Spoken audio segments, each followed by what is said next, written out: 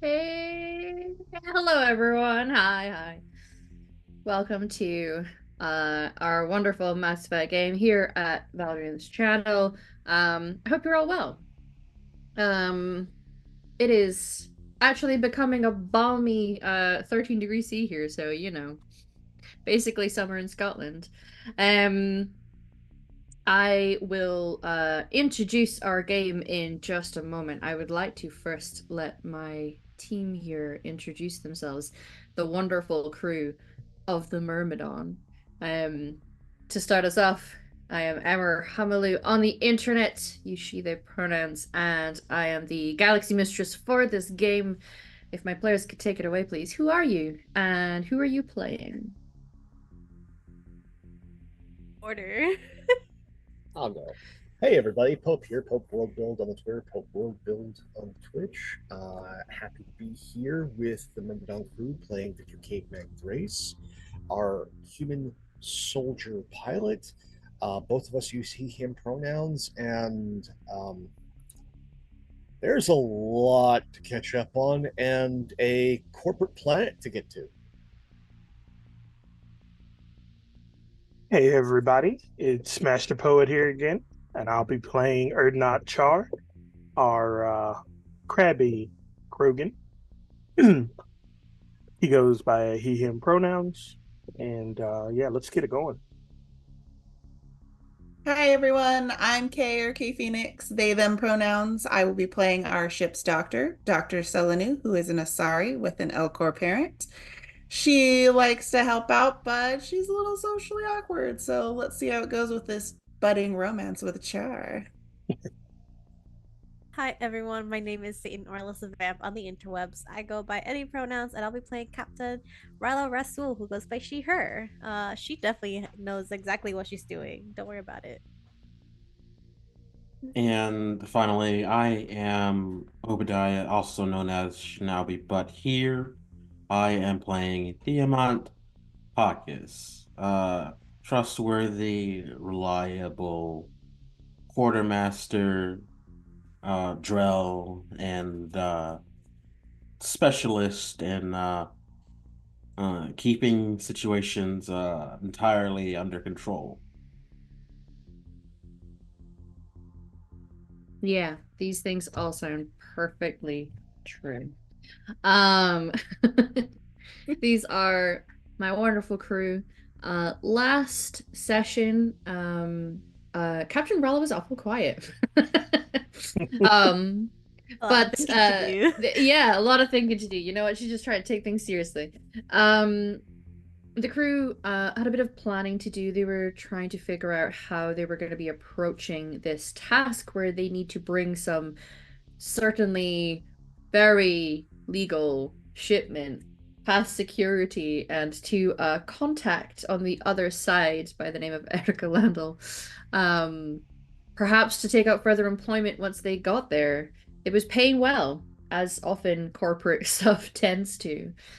Um, During this planning stage, there was some further research into the drug they found during one of our wonderful one-shots. There was some personal conversations. There was some deep diving into what the heck happened at Eden Prime. Why was Shepard there? And a Spectre? Question mark. We Yeah. also saw some footage that was sent to our Drell quartermaster. Seems to suggest there was Geth there as well. That's not necessarily a problem for this crew to solve, but it is something that is concerning for those who have worked previously with the Alliance and just generally needing to know if the universe is going to be okay. Spoilers, it's not going to be okay for a while, but that's okay. That's Shepard's problem. For these guys, they ended our first half with a conversation with somebody who they have been transporting, a Solarian named Shala Vashok, who Diamant knew was female, managed to figure that much out, and knew there was something that was important about that. Why is it unusual to see them? Couldn't quite remember, but brought it to the attention of a crewmate decided to go and speak with her, and eventually learned a whole lot of stuff he was not anticipating, including the fact that the cargo that they're transporting is some chemical compounds that, while they themselves are not necessarily dangerous, they are going to a lab who are trying their hardest to genetically engineer the genophage as such that it will be resistant to further attempts to try and cure it. This just won't do. Eventually, that is brought to the crew. Some tense moments are had. Erdnotchard is understandably upset, A little but bit. eventually they discover that she is coming with the sole purpose of trying to blow up the lab where this is going to be occurring. The crew are welcome to try and help if they want, but they better not fuck it up or get in her way. Seems like they are keen to take part in this. So there's a loose agreement. She's going to assist where she can in their side of things. But much needs to be discussed beforehand, including perhaps checking in with our captain, who's clearly just been thinking these things through. You know, there's been a lot to think about and consider. This is important. This is the first big proper mission that you're in charge of that really means something. As captain, no pressure, Ralan. No pressure at all. No. So, do you think you would casually just happen to go to where your crew are and hope for a conversation, or might you organize a crew meeting? Um, God, I should have thought about this. Hmm. I think So, she will organize a crew meeting. Um, without our guest in there.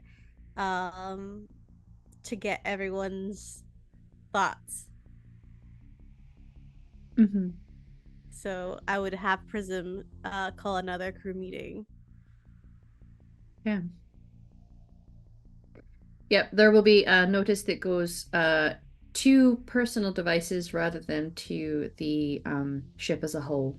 Mhm. Uh, Attention, everyone! Crew meeting. And no, this is not deja vu. Can you meet in the rec room? Okay, thanks, bye. And Rala is there before people start coming in, and as they do, they see her. Usually she's like either at the DDR machine or sitting down eating something. She is actually looking out a window that we have in the rec room, just watching all the ships kind of come in the dock of the Citadel. Watching kind of like the endless space behind that. And for the first time she's quiet, and her hands are kind of being held behind her back, very kind of stiff posture. And as I mentioned, for the first time there are no electronics on her visor, but you do see uh soft, um the very faint features of her face that you get through that visor, Mm-hmm. which even usually it's, I don't know how many people in the group have seen it, because probably none, because she always has the graphics that block out her visor entirely. Mm-hmm. Okay. So this is what you see, everybody, as you arrive back again. Perhaps it was to be anticipated. An awful lot was revealed during that discussion, and things do need discussed. So you're free to filter in as you choose. So we'll walk in.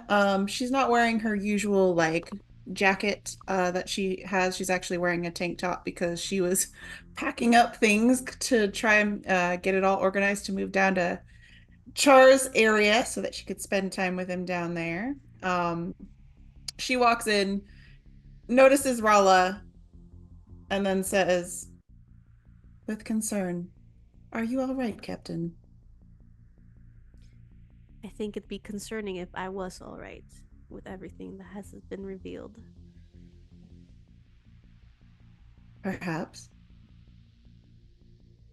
Is that what is bothering you? Amongst many things, Silanu. But we'll speak about these things once everyone arrives. Very well. And she'll turn to take her seat.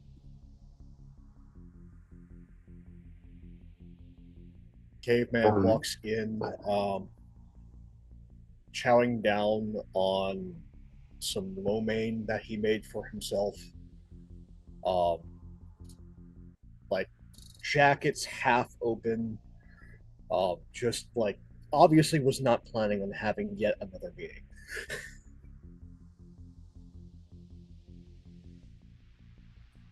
Yep, it's been a day of being awfully professional. Lots of meetings. Okay. Char is gonna walk in next. Uh, he's looking at his Omni tool and trying to go through, we'll say, whatever emails or whatever he has. Um, for once, he's not calibrating. It's crazy. He'll walk in, see Rolla's serious visage or what he can make of it, and it's just like, Captain. And last, arguably not late, is Diamant. He comes in looking a little bit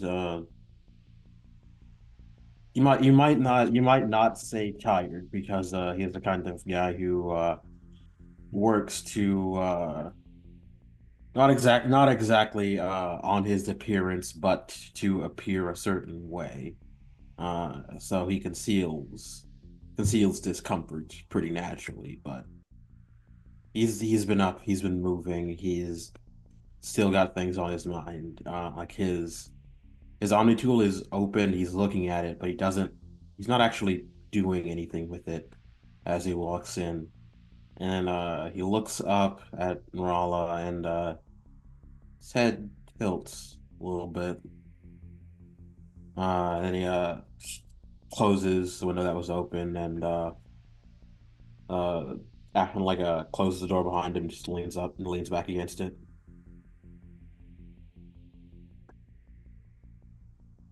I know it's been a long day, and we have had many meetings, but after everything that was discussed, I figured that it was imperative that we have a personal meeting away from our current guests. I can understand if tensions and emotions are high, so I'm here to check in on you first of all.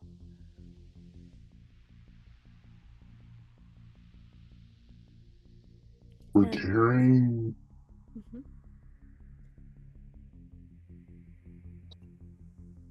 we're carrying components that could lead to the actual extinction of my race. Um, I don't know how to feel about that. I really don't. And if it wasn't for Cell, I'd probably be rampaging still. Um, I don't know how you feel about it, Captain, but I don't like it. I want to throw it out of the nearest airlock and just blast it to pieces. I understand that or not, but I think it's very important that we do not do that, actually. And that we continue with this job, if nothing for the sole purpose to be able to have access to that lab. I don't think it is enough to not take on the job. It is not enough to just deny participating in this. It is imperative that we act out against it. And you trust her. This supposed inspector that we have on board. Possible. I don't trust the Solarian. Sorry. But if it means you guys are going to make some money, fine. This is not about the money or not. This is about destroying any possibilities of these chemicals being used.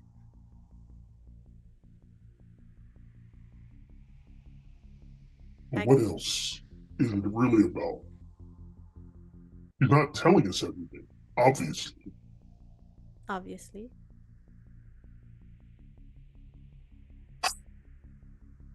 I don't believe in her altruism. Let's just say that. And I can understand why you would not. And I do not have full trust and faith in the Solarian either. But she has revealed some important information that right now we need to take at face value. The only way we're getting more information is on Navaria. So we need these chemicals to get us in. It's a valuable asset. I will give you that.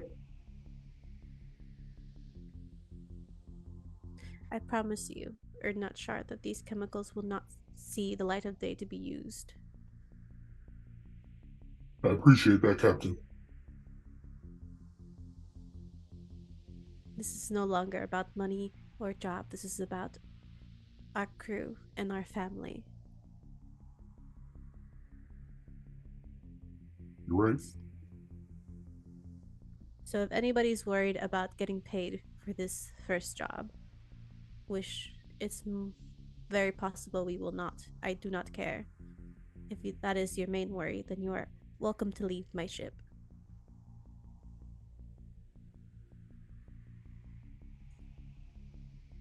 This is no longer about the money.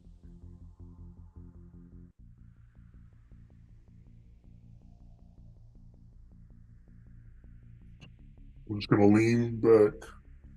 I'll let everybody else say what they're gonna say. So we'll get up to move a little bit closer to Char.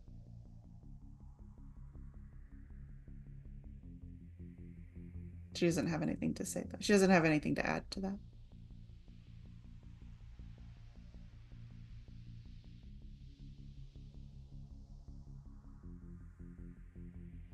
What about the other two? Are you guys just quiet? There's some subtle slurping. Mm. And then as the last removal passes between lips, slight chew.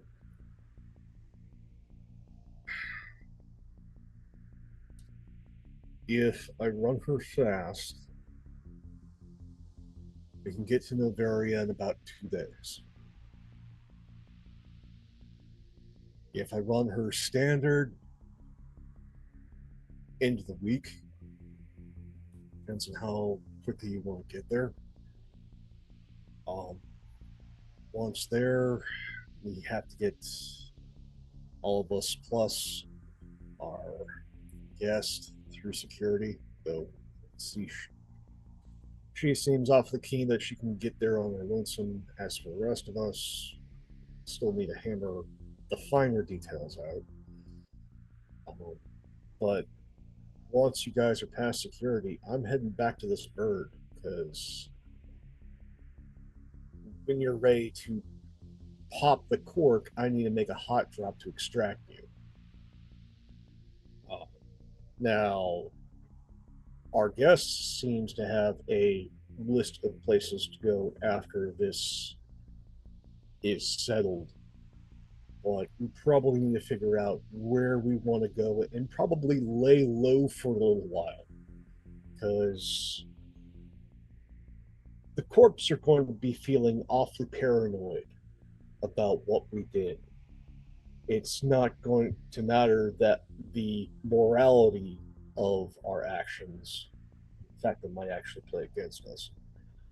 Good. But they're going to want to cover their butts, and some of them are probably going to put some bounties on our heads. So we need to figure out what the next step is after we get through this. That is a risk that I am willing to take for myself, and I need to see if the rest of you agree. Obviously, there is at least for me, uh, obvious destination after this that could help us, which is Omega. I understand that Yeah. some of us are not comfortable in that space, but I do have some connections there, and as long as you follow Omega rules, anything goes. They want to put a bounty on our heads. They want to come after us. We will come after them. That is Well, nothing. the way I see this, we're in the middle of something, and we've got a few names, a few people who got things moving, a few people we can lean on. In particular, I've been thinking about this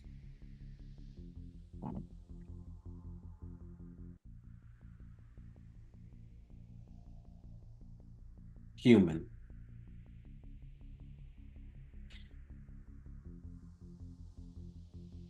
Her role in this, almost certainly, she gets paid. She mo- she helps things move. Considering what's about to happen, I suspect pitch it a certain way, maybe fudge a couple details. I can get her real interested in getting off planet. And with any luck, by the time she realizes, well, by the time the explosion puts in perspective what just happened for her, she knows that I've just gotten her to pick a side. And if she is motivated the way I'm sure she is, not going to be too hard to point her.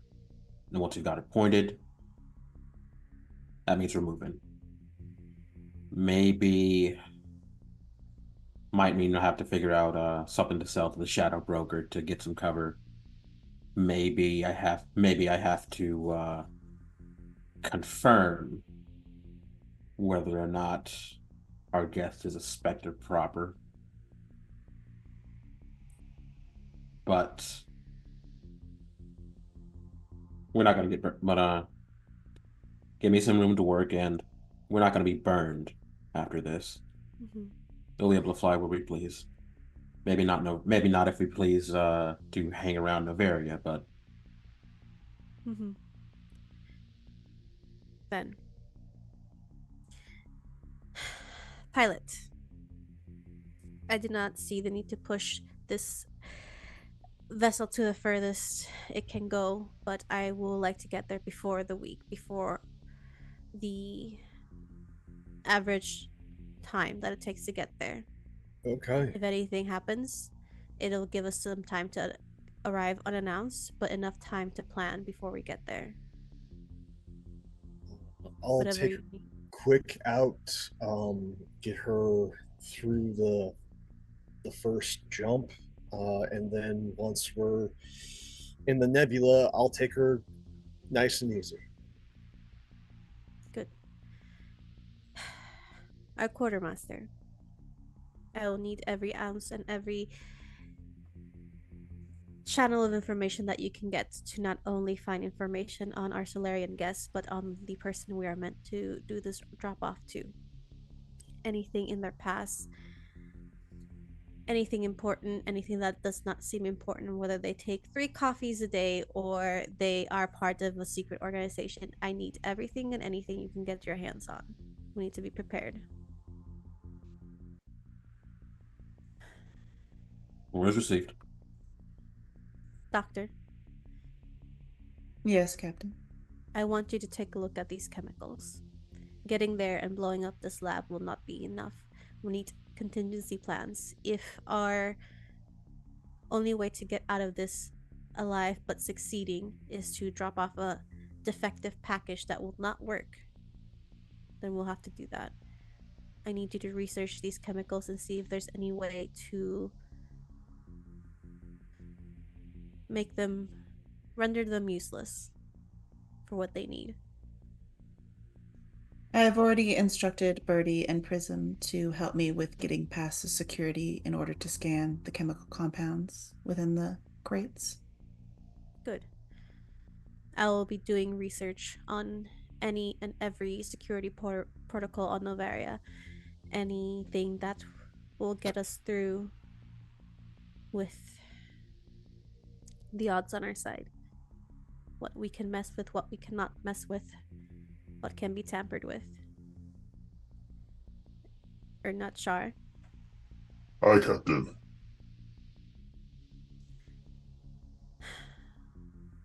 I will need you to rampage once we are there, and I give you the word. Aye, aye. Is everybody clear on what they need to do? I may want to add one thing. I just want to clear something up. GM, when Cell made that last roll for medicine and got a nat 20, does that mean she has an in through her contact? Okay. Someone is willing to meet you. Yep. Okay. Someone with binary helix, so they probably have pretty high clearance, so that might be a way in. Okay. I'll share that with the team now. Mhm.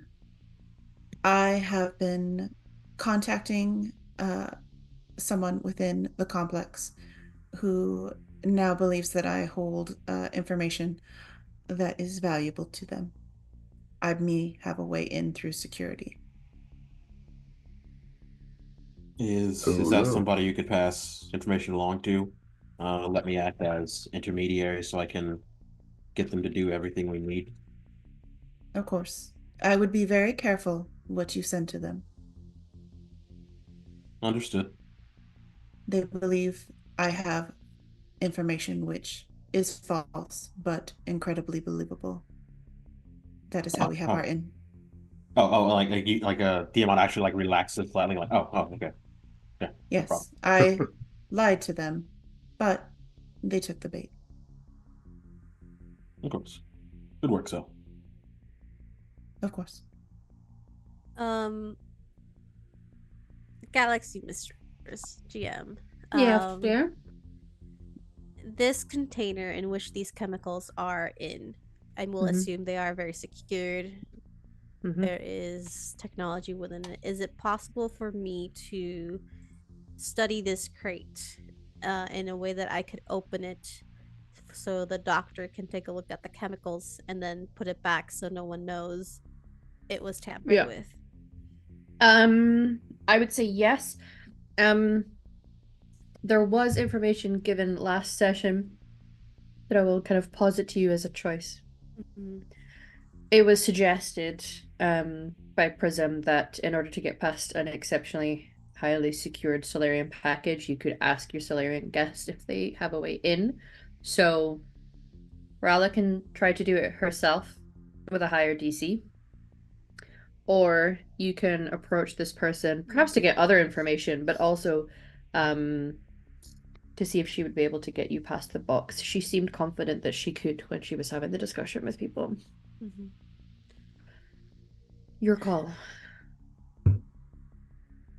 She will then look to Diamant. I will be having a meeting with our Solarian guest on how to access this containment package. And I will need you there with me.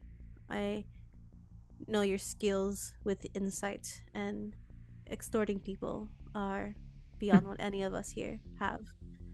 And I will need your expertise in this conversation to help guide me on whether she is telling the truth or not. I think I only caught half of that, Captain, but I'll do what I can. I just need you there during this conversation to make sure that she is being truthful. Of course. Okay. Mm-hmm. Anything anyone would like to add to this? She will nod. Her visor will go stark black again. No image yet, but she will make her way out. Okay. So we have the captain and Diamant off to go and speak to our guest. Just to note, intentions are, is anyone doing anything else currently whilst on the ship. You're muted. Sorry. It's okay. Don't know why that didn't work. So we'll continue to pack up what she needs to take down to Cha. So she's staying with him for a while. Okay.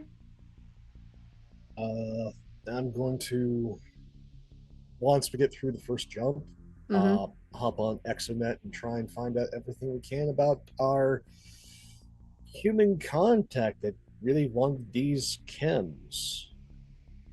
Okay. Very good. I will ask initially. We'll get to what you're trying to find out later. If you just give me a roll for your piloting, please. Sure. I believe it's the vehicle handling It is roll. the vehicle handling. Mm-hmm. And Let's see. this is at advantage because of pilot. So Yep. 16. 16. Nice. 16 is doable for a jump. It's maybe a hairy one just because of the nature of the jump, but you guys through. Easy enough. It's just speed over elegance was the approach, but it worked. Okay. Captain, you're able to go and find your Solarian guest. She has stuck to her quarters since the meeting, now that she has been more forthcoming with you all about who she is. So you can easily find her. What was her name again? Shala. Shala. Shala Vashok. Shala Vashak. She will find her and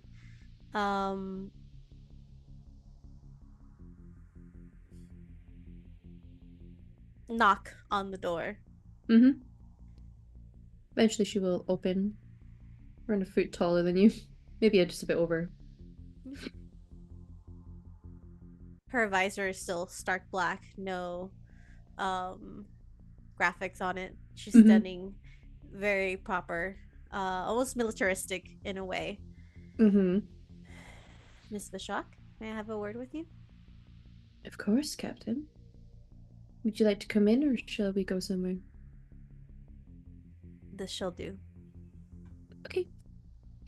And she'll step back and let you guys enter. There's probably like a little, especially because this used to be an elite class on envoy ship, so your guests would often have like suites basically. So there's a little sitting area with a door that would lead to the bedroom, and she will head inside and take a seat. Now, I may be asking like questions that have been answered before because I wasn't here last time, so just let me know. But I'm sure that it is not passed over your head how important the information that you have given us today is. I'm quite aware, yes. Yes. So, I will like to confirm with you once more that your intent is to render this lab useless to be able to fulfill its goal of solidifying the genophage. Wipe it off the map, yes. Good. I will. I know this may seem like a more personal question, but I must ask quite the obvious why you, a Solarian, might want to put a stop to this. I consider myself morally opposed to that which they're trying to do. And indeed, the actions of my entire people. Insight check. Sure. Yeah. Yeah. I would say you can either both roll, or you can get one of you can give the other advantage. What is your insight? Because mine's 1. +5. Okay, I will give you advantage because this is why I brought Diamat here for. You did. You asked him to come here. It makes sense. A 15. Okay. Does seem to be telling the truth. Rather than do something like overt, like, because yeah, this is not exactly the kind of thing you've done before, but Diamant does not. He can trust Raw to be tech savvy, so instead she just gets a single ping on her Omni tool. Hmm. Um, is it just like a sound or is it like a message? Uh, it'd be a sound like yeah like Positive like sound.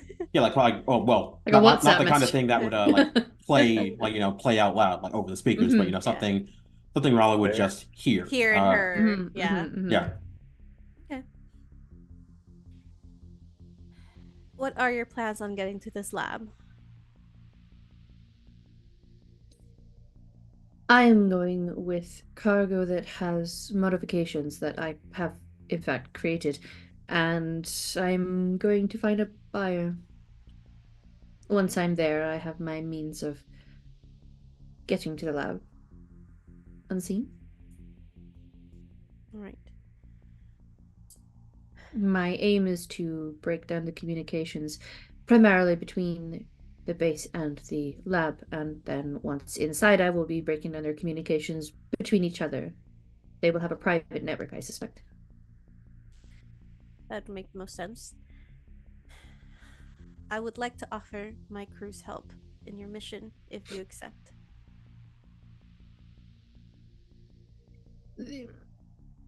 Yeah, I think they mostly accepted last time, but I I don't. appreciate the formal. Yeah, yeah, and that's Yeah, all good. the formal, Yeah.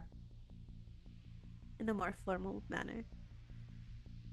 What manner of help do you suppose your crew will be offering?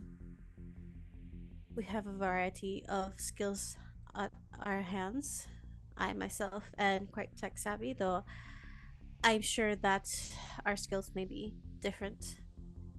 Um, Whatever you may need in that department, I am able to provide. We have people who are good at getting information, getting around people, technology, scanning, and some of us aren't so bad at getting in and out on scene.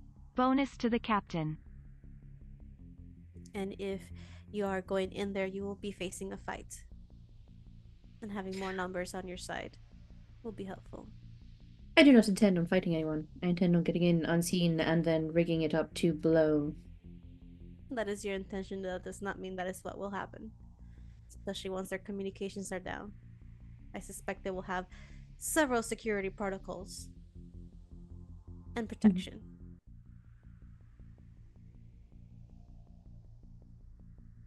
My task is my task.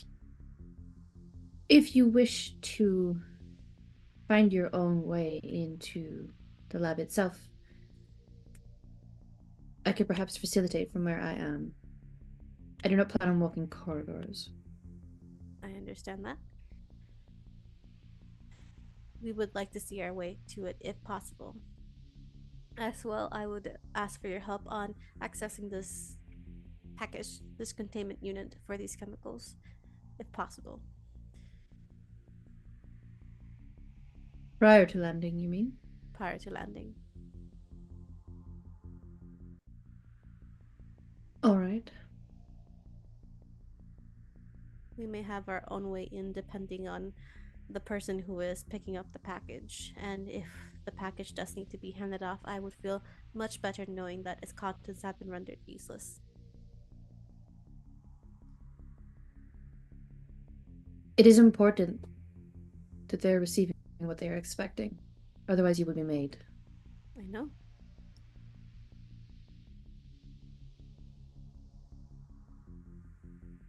So if they have been tampered with, they will know. And you're sure that they'll be able to check before decisive action is taken? It depends on what you mean by tampering. It can mean a great many things. I mean, the chemicals itself. We do have a very spectacular doctor on board who was able to study these things. And possibly, I will not speak as if I know exactly what she can do with these, but if there is a way, If it is too risky, once we open it up, then we will not. But if there is a way that the chemicals can be neutralized without them figuring it out until it's too late, then I would like to see. I am wary of this.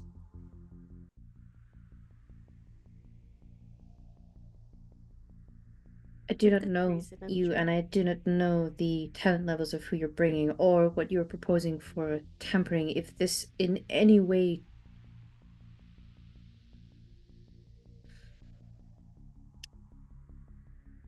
I cannot have this fail. And if they suspect it before it even gets to the lab, this will not work.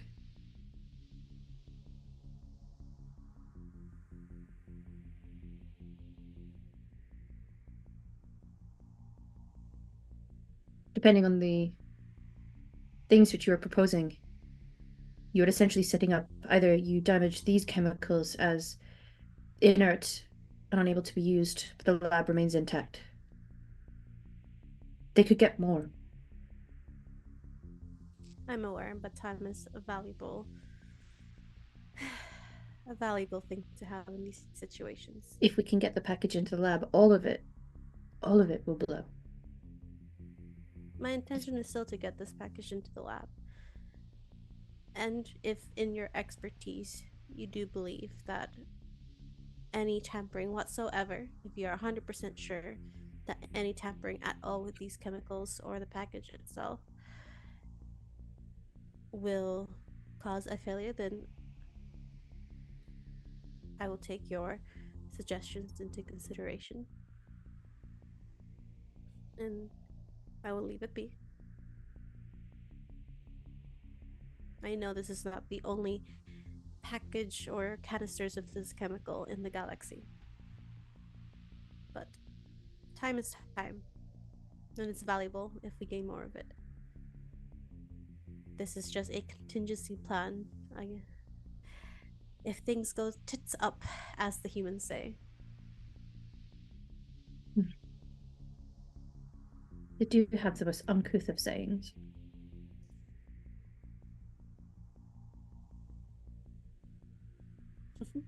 You're not wrong.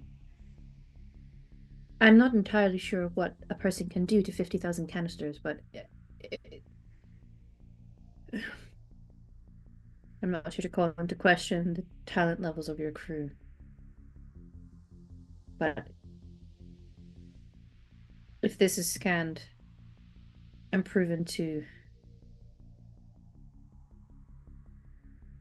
be ineffective, and they're suspicious of you all from the moment that you set foot, it might not work. Not only that, but it. OBS, shut the bed.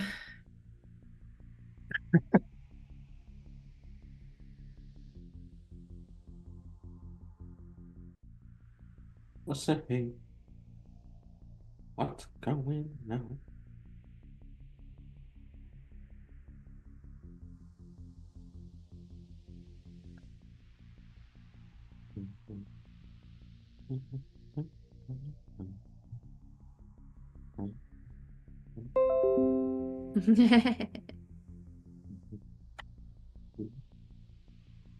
Ah. Hi, everyone.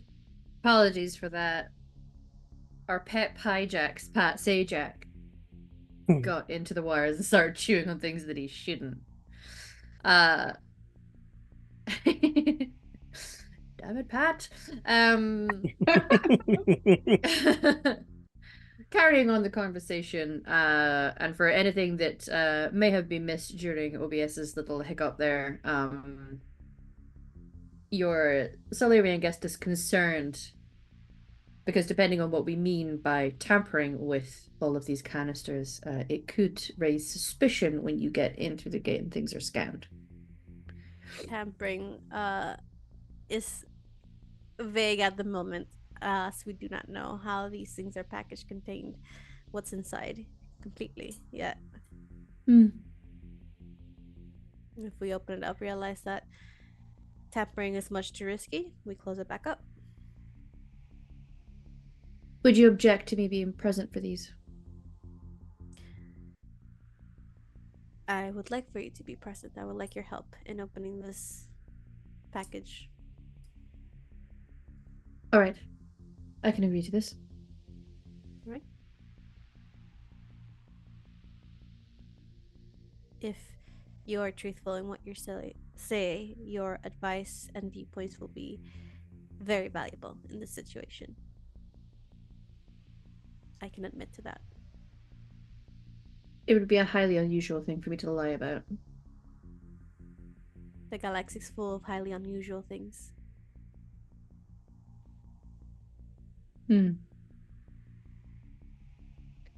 Yes, well, I suppose not every species is gifted with logic.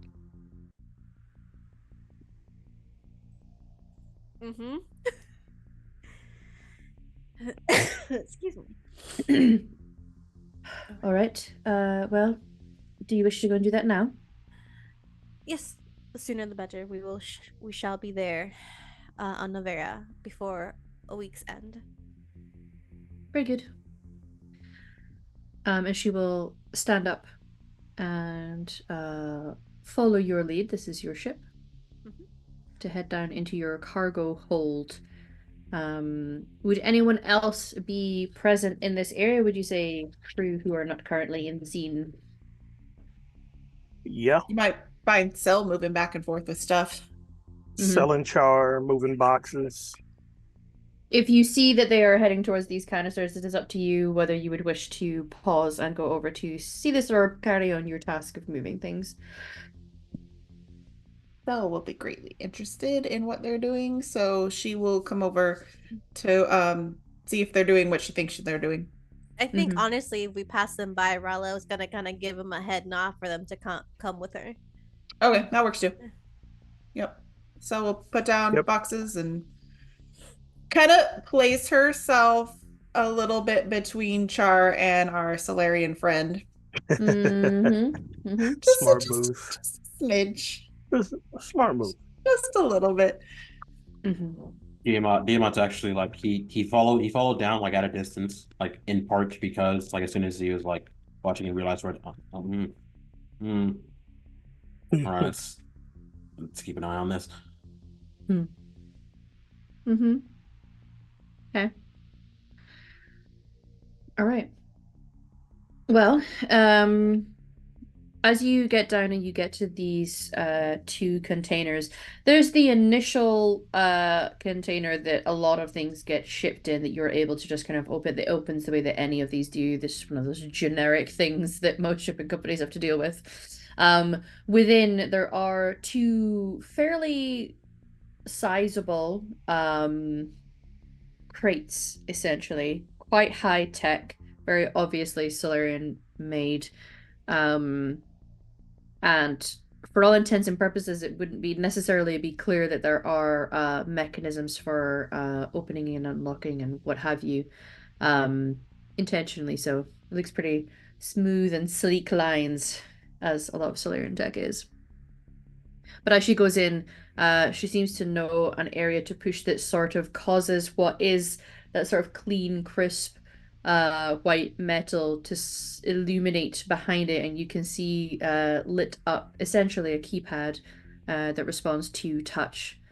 And she inspects it for a moment, opens up her Omni tool, and starts to get to work with her electronics. Nice. She do have it. Okay. All right. We have a dirty 20.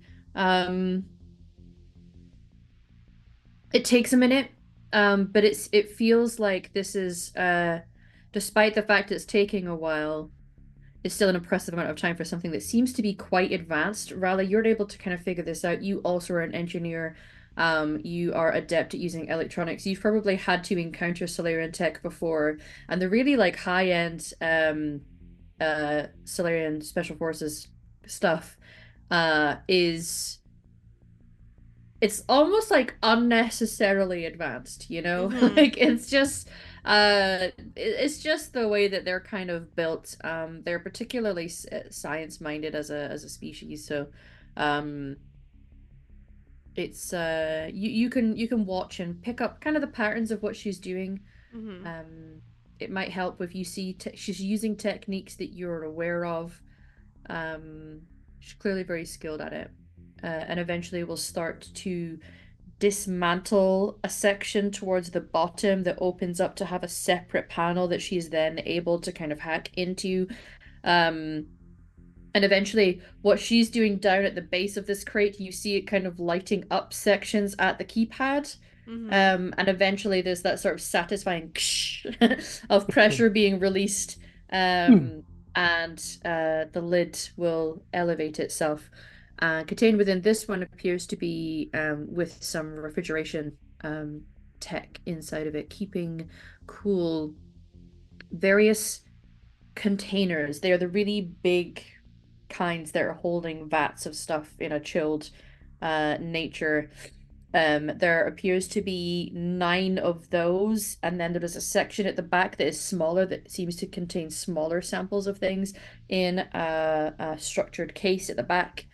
Um, but you have managed to get into it at least, and she will uh dislodge one of the large containers and take that out, and then open up the canister at the back to take out a vial so that there's one sample of each. And turn around to you all and kind of see that the vast majority of you are there. You should be able to study the contents of these now. Medical technology is not necessarily my area of expertise. However, it is important that when they open this, it reads as the things that they are expecting. That is key. None of it should come as a surprise to them. Very skillful doctor on our ship, and she will motion to Salunu.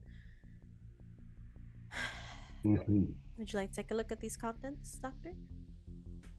Yes, my intention is not to remove any of the contents of the crate, only to know what it is they are working with, their chemical compounds. Bertie, Yes, miss. And then sort of like the hologram appears next to you. He'd been on standby mode. are you and Prism able to scan the contents of the crate now without removing any of the materials? Well, it might be slightly better to at least get some kind of sample for study underneath the microscope, but I understand if it's not possible, these sorts of things can be scanned. Electrical scans can give you readings of what is contained within. It may be a slightly dirtier job, shall we say, but it's possible. Be able to get the Yes. samples now, I believe, and she'll. I think the shock set we could. Yeah. To understand what's in it, Yeah. she's fine with that. She she'd given you all the impression that she plans on putting her own things into these into the crates um in such a way that they become part of her plan for blowing the place up. But when they open it, what they see, and if they are able to like anything that looks like it has been tampered with, she's not comfortable with because her stuff's going to be subtle. Yeah. It's just because she doesn't know your skill sets. You guys know that you'll be fine, but she don't know you. Yeah. If we can get a sample to your lab, Doctor, I would greatly appreciate that. If a sample is not required, I would prefer that method. I can obtain materials on my own once I know what they are. And I can look up schematics for the chemical components of each. I trust your judgment. I would like to use one of my nat 20s Mm. to do this. Sure. You can set Birdie to task where essentially he is like an extension of you, the way that an Omni tool can be, and starts to run scans across the both sets of containers, the larger vat, and the smaller sample. So he will be getting to work, but we can assume that he is able to get a decent amount of information for you, yes. Yeah. So She- it'll take a little yep. bit of time, but that Yep. can be getting worked on. Yeah. Yep. That's what she be doing. Um, as this is happening, like eventually, I just want to know how possible, or if it makes sense, GM, because Rella wants to get as much information as possible on the technology used on Navaria, both security and like the scan to prevent certain things, just how it works there, if every lab has its own separate power supply, or if it's like a whole, if it's connected to one big power supply, like how separate these labs are, just tech wise, if she can do some research to prepare herself enough on what is on Novaria, and if the possibility of tampering with them is, possible when they get there, or to at least like fool them if we need to. Yep. Roll an investigation for me then if you go off to start looking into these things. Okay. I have a +4 on investigation. AKA, this should be easy. I Knock on wood. don't know. I'm debating whether using a reroll or a natural 20. I will use a reroll if needed. If needed, yeah. I'll try not to stack too many nat 20s all in a row with Yeah, folks, just so that yeah, they're that's why. they stop having meaning with rolling and they can use them all. Look at that. Nice. Okay, so things that you were able to find out. The basics are things that most people who have had to dock in Novaria would know. And certainly Diamant has easy access to a lot of this. They will scan you because weapons are not allowed on Novaria. You are often they will do facial recognition scans to kind of see, like people of interest and faces. It's essentially, the way that any secure border would work. Just to see if you were anybody who is suspicious or has records on you. Your ship might also get a scan, it seems, just to have an awareness of your most recent destinations in case you are coming from somewhere that is suspicious. Or they deal a lot in biochemical and medical things. So if you're coming from somewhere where there's been an outbreak of something or there's a worry about having to isolate people, that kind of thing, they will do that kind of scan. Also, essentially, like when we were all walking into shops and having your forehead with the little temperature gun just to see, they would see if you're carrying anything that's infectious before you come on as well. So that's the basics of getting in, but they only tend to allow you landing, or at least they get a bit shirty with you if you are not a known ship landing. If they know and it has been pre-organized and they know to be expecting you, that's fine. But if you just imagine a random plane just happens to show up at an airport that's trying to land in Russia, I think the Russians would be a little bit like, "Who the fuck are you? Why are you coming here?" It's got you tend to kind of have to announce yourself before you arrive so that they're at least aware of who you are and that you have something that you were there for. Do we know if our other the person who we took the original job for has made arrangements for us to be able to land? Okay. You have a contact to approach when you get there, but he was trusting that him and Diamant had the conversation of he trusted that Diamant would have a way of getting it passed. He was hiring you guys because he knows that you've done, or at least Diamant's done work for him before and has proven skilled at things. So it was one of those, you'll figure it out. Part of what Cell was doing when she was trying to make this contact with Binary Helix was to have an actual official sanctioned meeting that you are going for. So, provided that is one route that you decide to take, this person could then put forth the meeting that's been scheduled and to expect a flight. Your crates are likely to be scanned, but because there is a lab that are awaiting these things, or at least there's somebody on the other side who's waiting for these things to get it to a lab, Uh, hopefully that makes it easier. Perhaps you may have Mm-hmm. to get in touch with Erica Landell to actually Mm-hmm. have that be legitimized too. Mm-hmm. But just in general, you're landing somewhere where there is exceptionally high amounts of secrecy and corporate level clearance, and this is going to be a difficult place, but a lot of you have skill sets to let you flex into this. So Mm-hmm. it's going to be a case of everyone gets to lean into what their class is good at to get you in there and find information out and get to where you need to go. Mm-hmm. Okay. I have questions, but I think I will have those questions once we get there. Okay. But yeah, knowing the basics and also kind of maybe possibly getting like knowledge on how these scans work and exactly what they go like. If you say, oh, facial scan, okay, but what does this facial scan go based off of? Is it this? Is it that? And getting to know the technology as much as she can before they land. Um, Mm-hmm. um, okay, that's me. That's all I have for now. Okay. All right.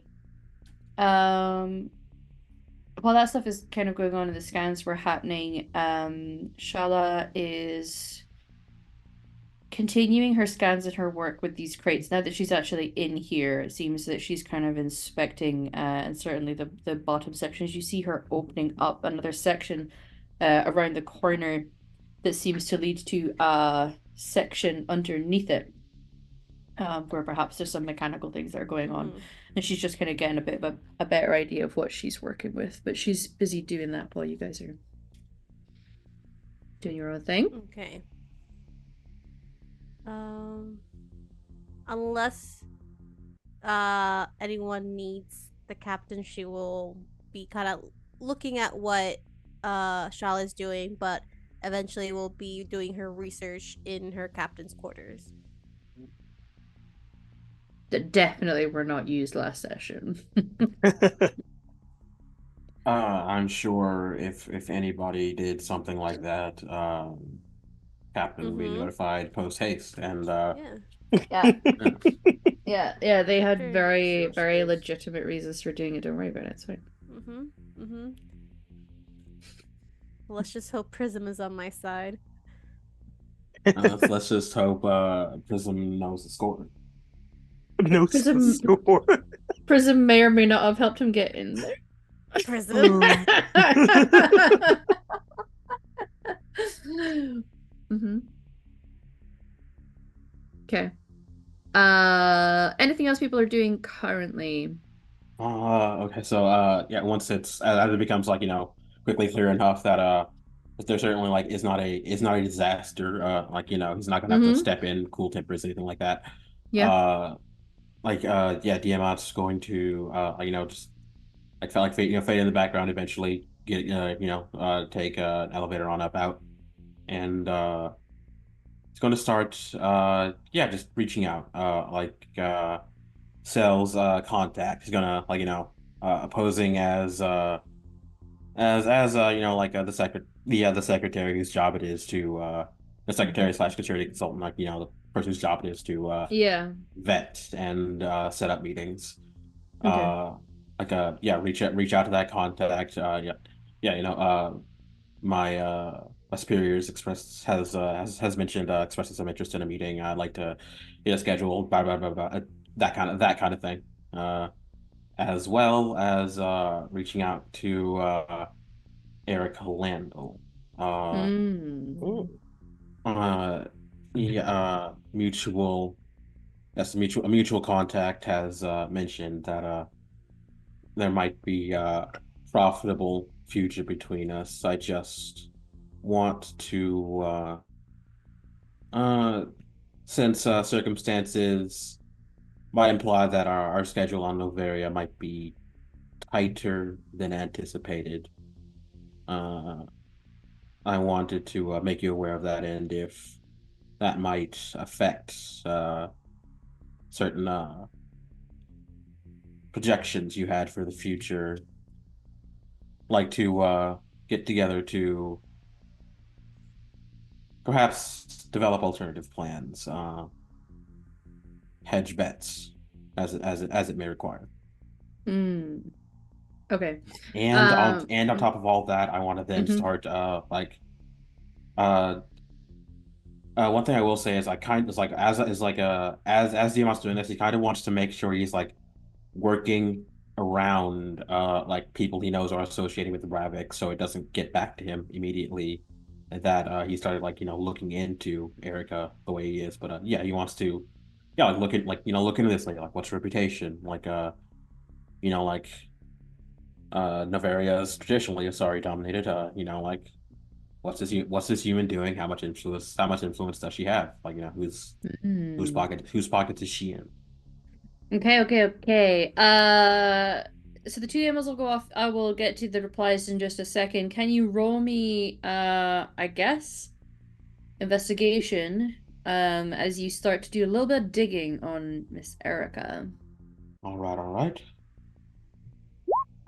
And 11. Okay. Um, it seems that this person is just difficult to dig up information on. It almost feels intentional. If you imagine typing a person's name into Google and you just get like random broken bits of LinkedIn, there's nothing is useful, and there's like 40 different pages and you click and there's just nothing. It's almost like there's just nothing, which is interesting. Um, a couple people get back and say, don't know anyone by that name, have worked with a human before that took some work in Novaria, possibly the same person. Um, and they will ping you through a picture that they have. Perhaps not exactly in the the post that I'm about to send, but they're like, this could be who you're looking for because I know that she does a lot of underground work. Has changed her names 4 times since I've started working with her, though. Which may give you some idea as to why you can't seem to find anything any Okay. information about the name. There you go. Okay. It's Erica. Yep, I see it. Diamond is taking notes. He just, saves that for his own record, even. Mm-hmm. Um, the other two responses come back. You get one from the contact that Cell managed to make. That is essentially, it's very much, it's almost like corporate template email. It's like, yeah, like arranging the email, the meeting. This is our typical location where we have the initial briefings with this sort of thing. When you dock, give them these details, you get a little code essentially that this is like your number to let them know that you are this case number. You will be shown to this meeting room. And then it has like a map of essentially like the initial base when you get into that Port Hajan area. And it shows you like you will be here, and this is the customs, and this is where you'll be meeting, and here's someone, here's where the toilets are, and this is the elevators. It's very it's And kind and of what you would expect, yeah. yeah, and before you move on, a thing I Yeah, just want to make sure to clarify. yeah. Does that include like and here are the allowances you'll need to make for anything you'll be bringing on with you, like necessary supplies, etc., etc. Uh, yeah, it might just be a kind of click on this link to register your arrival with the dock, and and then it leads to these are the pages of what is and isn't allowed. It's like going through the airport essentially, and this is what to do with your liquids, and this is what to do with this, and report to this place first. Um, but it does give you at least this case number that you can bring up, and hopefully, provided you click on that link and you fill out your paperwork properly, it means that your arrival will be notified to the arrival team. Okay. Yeah, he will he'll he'll start like he'll in a very very technical sense. He will start on that Uh-huh. forward like he'll like I'll also like forward it to the captain and to the cell Mm-hmm. because like yeah, if potentially like they could just basically like get these more or less legally declared and that's the end of that, then problem solved. But won't know until the people who actually know this Yeah. have to Yeah. look. Now, because your link is kind of for because it's a meeting that you're coming for, there's a link for the declaring anything you're bringing because people who are going to have meetings might be bringing tech or samples of things or what have you. Yours has been designated as pretty much meeting only, because a lot of what's being brought is information rather than samples. But there is a means of essentially altering your order if there's anything that you need to declare when you are crossing over what is essentially a border. Um, there's a means of doing that. It's quite a bit of paperwork to declare something that might be yeah, potentially Okay. suspicious to border. However, there may be a route depending on how you handle things with Erica, who to that point you also get a ping from, um, that a bit more casual. It's not necessarily a business email. Um, Glad to know that there's a contact made. Eagerly awaiting your arrival. Uh, it's sort of like amused looking emoji. Um, hope you have a plan. Um, anything if you're looking for further em employment, essentially is what it says. So if you're looking for further work when you get here, may have a thing. I can iron out the details with the people that are paying my wage. But it's somewhat vague and it's done in a kind of jokey manner and like certain words will be getting used. It's essentially using thieves' cant in a way. In that if anyone read it, it doesn't look suspicious. It also doesn't look overly serious, but you know how to read between the lines. Mm-hmm.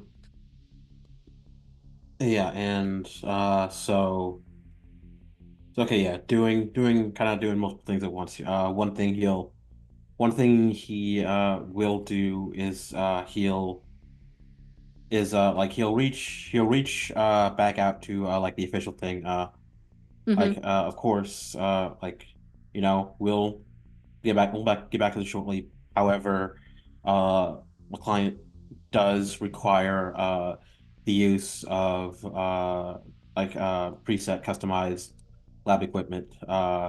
We already have like arrangements to like in a place rent in a third party rented like we can that we'll be delivering the necessary equipment to uh so that in the event this meeting is promising we'll be able to move forward. However, as part and parcel of that we will need to ensure that that lab equipment is not unduly tampered with or interfered with. Very sensitive materials, very sensitive equipment. Uh, Mm-hmm. and and although I'm sure Novarian customs are well trained, uh, what they are well trained in security, and what a well trained security guard may not know could still hurt our bottom line. And if we can't do our necessary work, we can't. Then we'll be wasting both of our time, and Mm-hmm. time is money. Okay. So you Uh, get back a reply that again is very much business formal pre-generated kind of deal where there's lots of links to optional paperwork. There are tiers of ways of declaring things and having them essentially in storage until such a time as they become cleared by somebody who is on the Novaria side. Um, and basically there's the room that you could just have things secured in. There is like cooled areas, there are high security areas, there are kind of so like if you're implying that your stuff is very sensitive, there is a tier where you could pay for having that stored somewhere that is very secure. There is also then attached paperwork of if there is somebody from Novaria who works for one of the pre-established places that's been vetted can essentially fill out paperwork on their side to confirm what it is that's arriving, etc., etc. Then when the stuff comes in, it'll get scanned. It's like lengthy with lots of links, and the links go to things that are very long documents for you to fill in, and you get to decide which one you want to fill in. But sent to you. So essentially, you can decide to have the stuff brought on through customs and then stored at customs until such a time as someone from one of the companies claims that it is something that they need. Then they fill out their paperwork to bring it through to a lab. Or you can cut out that storage side if someone on the Novaria side starts filling the paperwork out now, in which case it can come through with you fully. So you get that email with lots of paperwork and perhaps sigh and thank your lucky stars that you don't work a corporate job. Oh, while you're getting that, Rala, you get what's essentially a voicemail from your mother in response to the message that you sent her. You know that typically she's not one for having to try and write down her thoughts. She would much prefer to leave audio messages for you. Perhaps it's a time-saving message, perhaps it's just how she likes to roll. Do you choose to listen to it? I do. I do be Ooh. doing that. So you get Rala, Isan. It is so good to hear that you are doing so well. A promotion to captain, I'm so very proud of you. This has happened so fast. Normally this is something that when a person is much, much older. Are your crew being kind to you? Do they respect you? Because you know that I will come down to where you are and I will sort them out if I need to. You should come by the fleet sometime so that we can see this ship of yours and so that I can see you and make sure that you are well. Things are good here with the fleet, although the ship that your uncle's on has been having some issues with his climate control, so we've had an awful lot of temporary neighbors. It's been a bit crowded and I'm really not enjoying the added sounds, shall we say. Your cousin Tanesh has finally gone on his pilgrimage. Thank the stars, it's about time. His little ship has all these fancy lights that you always really liked. I think he fancies himself the next Rala Rasul. It's adorable. Maybe you should meet with him, you know? I know that he's been trying to look into where you are. I don't know if his messages have been coming through. We'll see. He was having a bit of issue with that, but it'd be nice if you let him know where you're, like, stopping next, and then he can come and see you and you can help him with his ship. I would like that. I'm worried about him. He's eager and excited and, you know, he reminds me a lot of you, but I don't know if he's as capable as you are. At least not yet. He's got room to grow. I miss you. Send me pictures. And then the call ends. I love my mom.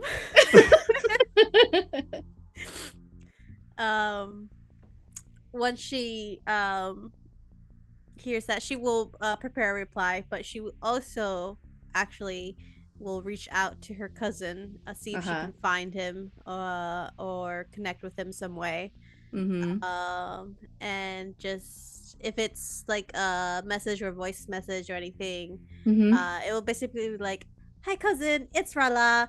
I heard that you're on your pilgrimage. I'm so proud of you. Mom said you wanted to connect. I will be busy in the next week or two, but once I'm out of whatever it is that I'm doing, you should definitely meet up, and I would like to know how you've been. Love, Rala."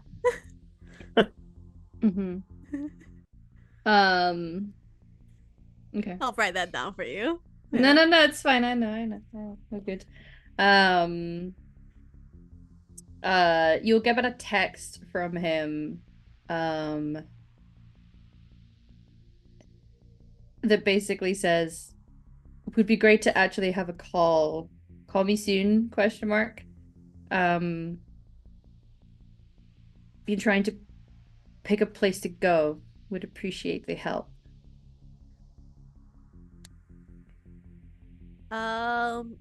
If it's possible to have the call now, it can happen. If not, there's a better time, we can wait on that.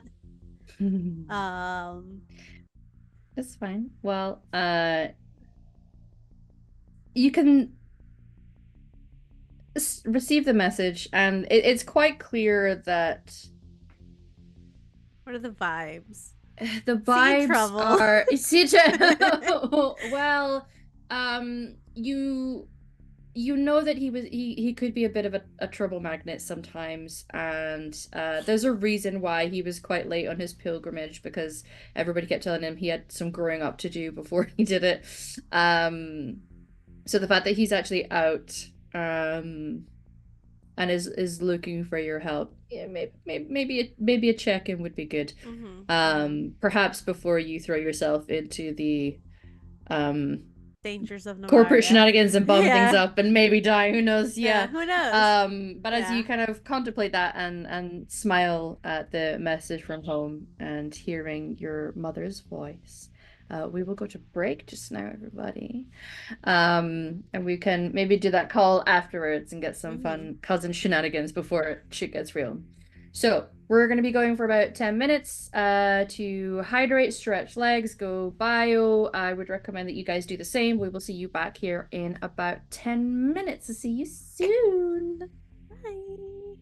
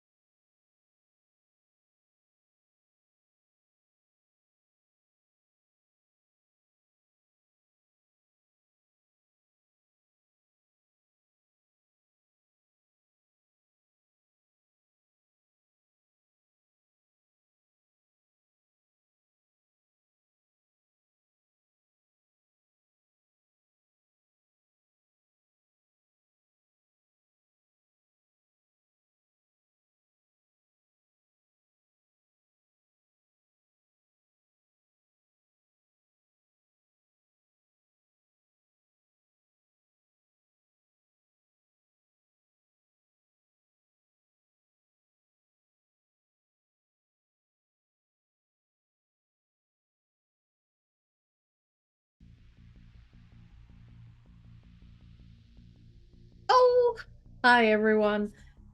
You're back with us for more Mass Effect shenanigans here at Val's channel. I hope you are all doing well. We certainly are. We are well rested and we have been thirsting after Jack Tyrians, so um some of us have.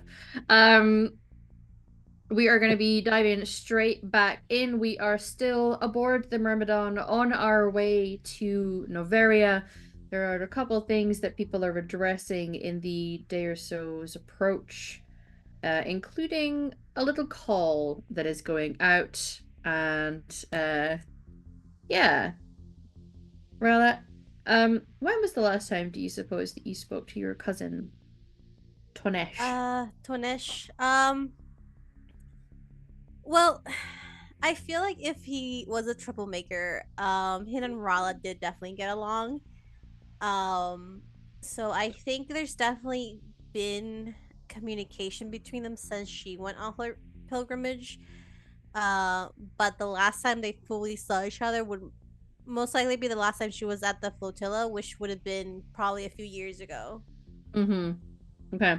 So it's been a little while. You would have Yeah. known that when he was younger, he would often just kind of follow you around and want to know what you were doing and want to do his own version of things. And frequently they had to give him like little toy tools so that he could pretend he was working on things too. It was very cute. Um, he would try and pronounce the words as best he could, and it was, Tala. Rala definitely was teaching him how to say bullshit mushed it. when he Yeah. was very young. Yep, and he would have very proudly announced it to his parents, who initially go to scold him, but then they're aware of where it came from, and you get the loop. Um, and he proceeded to say it continuously for like a week straight afterwards. Yeah. Um, That's exactly you, why she did it. yeah. But it's been a while since you've seen him. He was very much still, hadn't really reached any kind of young adulthood, necessarily. So he's now finally off on his pilgrimage. So it seems like he's stepped into being an adult now. But you can make that connection. Um, Having Prism on board certainly helps you with your, let's call it, signal, for Yeah. getting in contact with people. But you're able to make contact. How do you announce yourself to him, would you say? We said his name was Stonish. Tonesh. Yeah. I think there is um there is a very bright hello followed Mhm. with like a song which is young one in the Korean language. Yeah. Um and just like it's been so long, Tonish. How are you? Hey, Rala, yeah. No, it's good. It's Oh been god, going my good. cousin's a stoner. Yeah. I love it. uh, Continue. yeah. Yeah, it's been a long time since I've heard from you. It has. Mom tells me you're on your pilgrimage now. Congratulations. Yeah. Thanks. Yeah, got my own little ship. Yeah. Been going about a few places. Because it's a himbo, Jesus Christ. So I love him every second. I love him more every second. Go ahead, continue. Sorry. kind of went to the Citadel first just because Mhm. I guess that's just kind of like the done thing, and Yeah. was like, saw all the big things that people would basically I was a tourist. I was just a tourist for a little while. It was all right, but people are not very nice to Quarians there, No. so No. um No, they're not. yeah, so I just got a little awkward and just left. Yeah. It's it's been okay. Been flying around, fueling up, and then Mm-hmm. flying around somewhere. God, Rella, I don't know what I'm doing. I don't know where to go. Like I really don't know. Um, I know, Tanish. It can be very overwhelming. I understand. Like people kept pressuring me, and like I would say that I knew what I was doing, and I told people, but I kept telling them like different people think I'm doing different things, and I just couldn't make a decision. But I had to sound like I knew what I was doing, and then Mm-hmm. I just left, and now uh, God, you hear some stories of people who just like don't come back, Yeah, and like or they'll get lost or they'll lose like all their money. Remember that yeah. one guy who lost all his money? I don't want that. Oh God. So like I'm really nervous about going places and like trying to do work in case I lose everything and then I can't go back because what the fuck am I gonna do if I get there? I don't know what to do. Well, first of all, Tanish, if anything ever happens, you know, how to contact me now, and I will Yeah. always answer. I myself have my own ship. Have recently been promoted to captain of my ship, so you will always be welcome here. Oh, cool. Yep. That's where are you? Where are you going? What are you up to? I'm currently on a job that I can't talk too much about, but it shouldn't take me too long to finish it, and hopefully, everything will go well. But after that, we should probably meet up somewhere and maybe talk, for lack of a better term, face to face, Yeah. That's yeah. Helmet to helmet. helmet to helmet, visor to visor. Um, because what is it that's so? Did you just go out on the pilgrimage just like to go out? Are you hoping for something? Do you like specific types of jobs? I could probably get you set up with a job. Yeah. Yeah, I just kind of I went I mean I've been picking up a few things. I'm pretty good with like mechanical stuff. Mm-hmm. Mm-hmm. And like I learned a lot of what you taught me. Mm-hmm. And I got better with that. Which was great and all, but I don't know, like that's the kind of stuff that people know us for, but I just like I like speaking to people. I just like speaking to people and getting to know them and like learning their stories and stuff. Mm-hmm. And that was kind of fun. I thought I was gonna get a lot of that in Citadel, and it turns out there were some people who would speak to me, but I don't think they were necessarily reputable. Yeah, and there's a lot of people in the Citadel, like we've mentioned, don't necessarily like are kind too much, and can be very rude. Yeah. But you like speaking to people, learning their Yeah. stories. Have you Yeah. considered working at a club or a bar as a bartender for a bit? Maybe. I mean, maybe I could do that. I don't know if they would hire. I don't know. Would that just be like a disappointment to people? Like, I feel like I'm meant to be doing something. Like, you're meant to do something with your pilgrimage, and you have to learn something that is valuable for your people to bring back I and understand, like but you're not going make to life learn that better when it. instantly. Yeah. First, here, I understand the pressure of a pilgrimage, trust me. I've been through it. I'm technically still going through it, kind of. It can be very, very nerve wracking, especially with all these expectations people put on us. Not only outsiders for how our people and who we are, but our parents, our flotilla, our ship crew.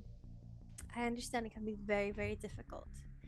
But I think I learned this on my own pilgrimage, and I'll impart this own wisdom to you. Before you can find anything that is of use for us, to our flotilla, to our ships, to our people, you need to find who you are. Okay? So the first part of your pilgrimage should be focused on you. Who you are outside of the ship, outside of the flotilla, outside of our people. That's going to be important. Plus, Okay. information is it's good to get information from talking to people, especially at bars. You never know what you're going to learn. Yeah. Like I think I always used to say that I liked figuring out how machines worked, how ships work, because that's what you did, and that's what my dad did, and it felt like that was something that was just useful. Mm-hmm. and I did believe it at first. I'm not gonna lie though, I think I prefer figuring out how people work.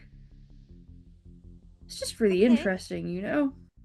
No, that's good. That's a start. Yeah.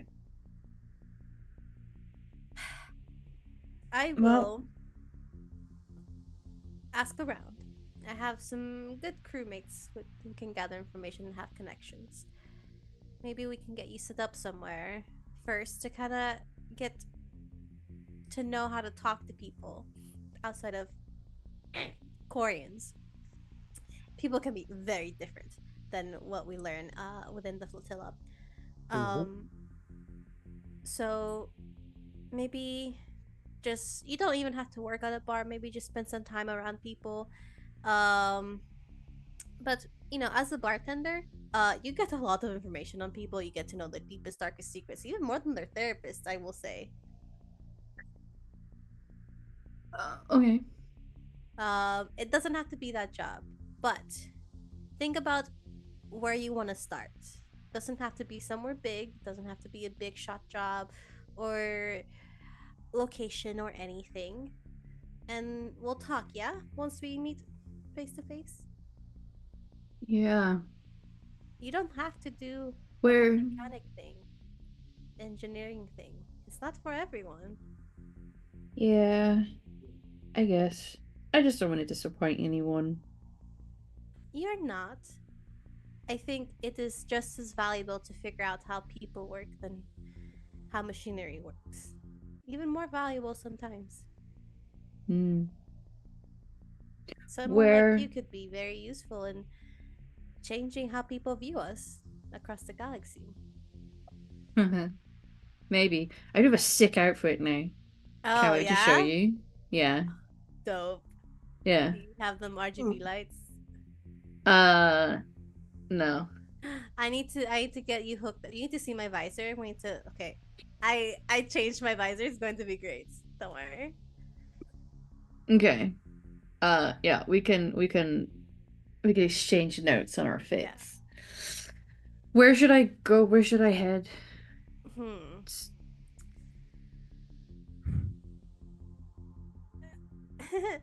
um I say this very cautiously because I'm not going to lie. You're a bit of a troublemaker, Tonish. I don't know what you're talking about. Sure. But have you ever been to Omega? No. I was warned not to go there. Fair. I spent some time there. I lived there for a little bit. It's quite cool. Um, but I might be stopping there sometime soon. Either that or possibly the Citadel again. I'm not sure. Once I have my plans hammered out, I can send you a location to where we can meet. Yeah. Okay. I'll fly around a bit. I'll go to the nearest fuel place and just kind of I'll just kind of wait there. Maybe I'll meet some people there, yeah. I'm trying to determine as a player how Uh-huh. horrible it would be to meet up with him at a fuel place and have him come onto the ship before Navaria. That's up to you. Oh boy. How big is your ship? It's pretty small. Okay. It's just me and my kit and stuff. Well, what if maybe we meet up at a fueling station and you can dock your ship in my ship and maybe you can stay with me for a hot second and we can talk. Dope. That sounds awesome. I have to ask. I am captain though, but I do still have to ask. Who you asking then? If you're captain, I you just have like to telling make sure people? I'm still new at being captain. It's only been like a week, okay? Technically, Okay. I don't have to ask. Okay. We're just going to meet you. She's going to send him coordinates to like the nearest fueling station to them on Okay. their way to Novaria Yeah. That would be in the PAX system. in the Yep. pack system. Yep. Thank Okay. you, man.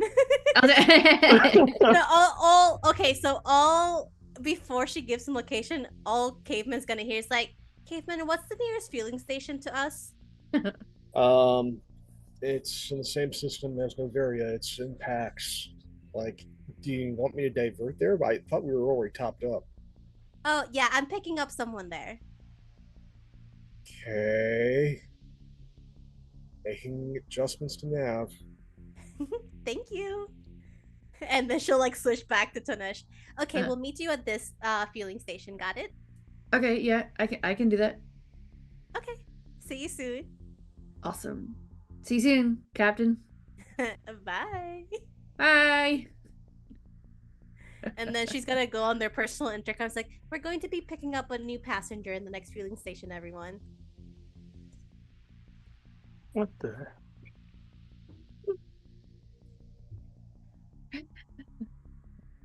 Hmm. With that news, we are going to jump to Char and Sal, and then we will go to our pilot who has somebody that he plans on getting in touch with. So, Char, would you broach this conversation while we are settling cell stuff into your quarters?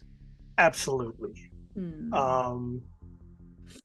While Cell is he like getting her area set up and putting boxes in places, uh Char enters the area cautiously, um Mm-hmm. so as not to like interrupt her flow.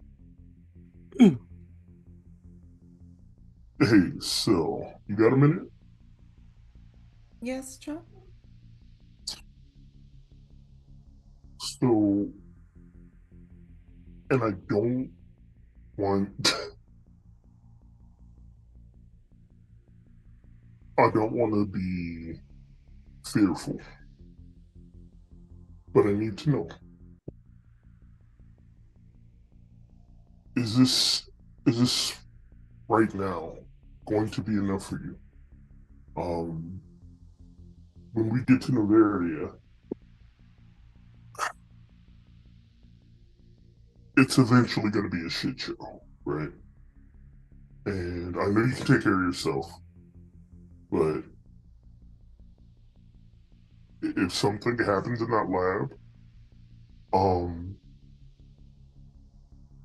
well, I want you to have a piece of what I think is me. It's And he pulls out uh a necklace. It's it's a platinum necklace, comes down to about right here. And in the center of it, in a vial, is a small piece of Tachanka. It's radioactive, so it's encased so that she doesn't get sick from it. But it's a piece of him, and he says, I know it's only a trinket, but this is as important to me as you are. And I need you to know that so long as you have this piece, you will always have a piece of me. Um, it is inscribed. Um, so she looks on the back. It will say, right on the back of the vial, to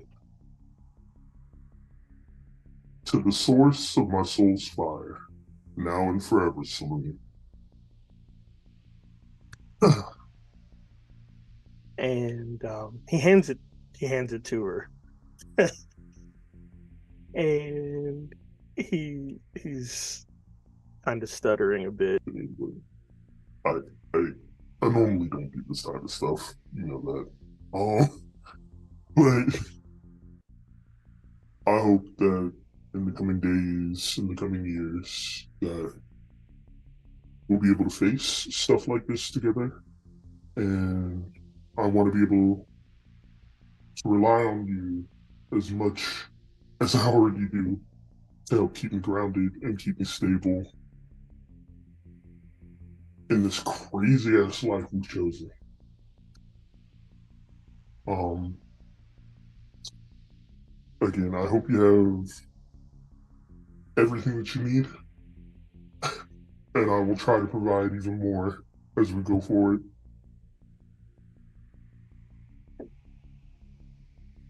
I'm not crying, you're crying. Allergies.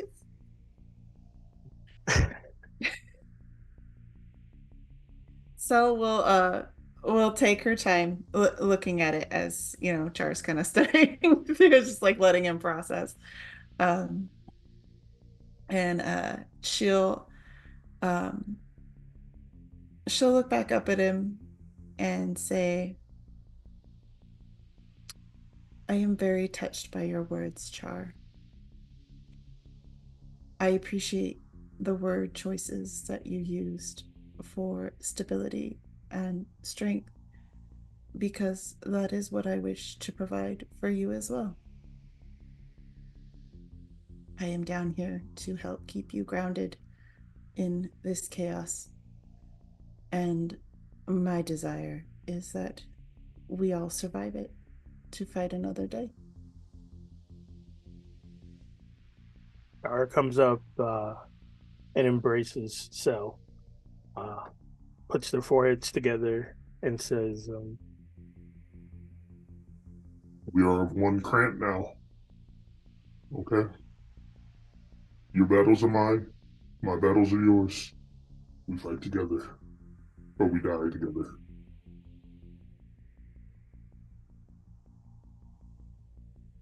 I wish nothing more as well, Char.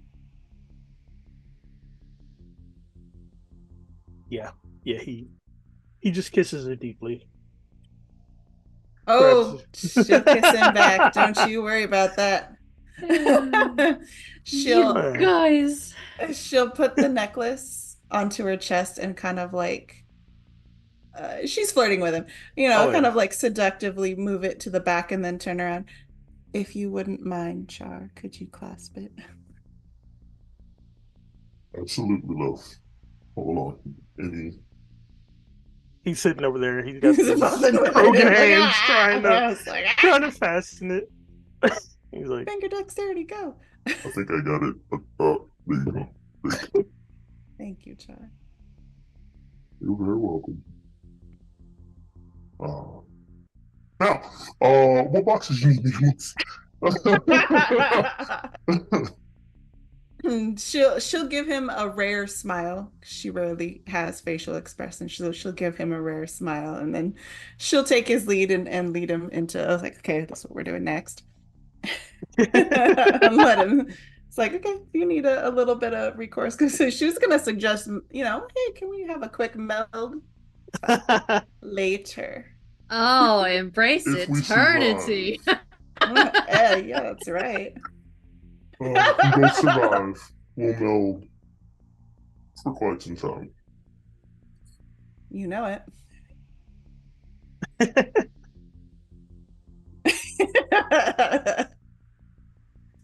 You guys. I'm not crying. Stop. I'm ugly crying on the inside. Yeah. If ever there's crew going anywhere near that part of the ship, Prism is going to like divert things and just be like, "Oh, you're needing," and that you like she'll just be like, thank you. keeping that part of the ship nice and quiet and separate from everybody. Suddenly, there's just like Rala playlist playing in the corridors, so that it's quiet. Lots of uns. Yeah. Boots and cats, for sure. Very good. So while that is happening, Victor, I believe you have something you were hoping to achieve. Yeah, no, first there's going to be like a quick, like, not like an all call, but just like private channel, like on the ship's Slack. Hey, have we gotten, registration for like landing yet?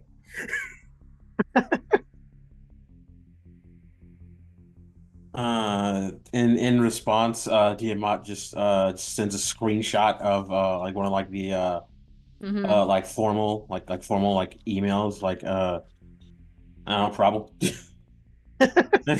I'm going to take that as a no. Working on it. And yeah, we're going to. Oh, there's a heavy sigh with that, and then it's going through his personal contacts on his Omni tool until it lands on just Lieutenant. And Mm-hmm. since everyone else is busy patching it through, Patching it through. Uh-huh. Okay. Yeah, you connect into a personal contact of yours that is in an organization that is definitely fully above board and legal, the way that you're definitely above board and legal. Um, what would your are you calling in as uh, opposed to sending a th- message? this is direct call. Like Ah. we do we if it is sent via any form of text, it is more Mm-hmm. likely to get intercepted. So an Yes. actual live call Agreed. is less likely. Yeah. When Yeah. do you suppose the last time you spoke to this person was?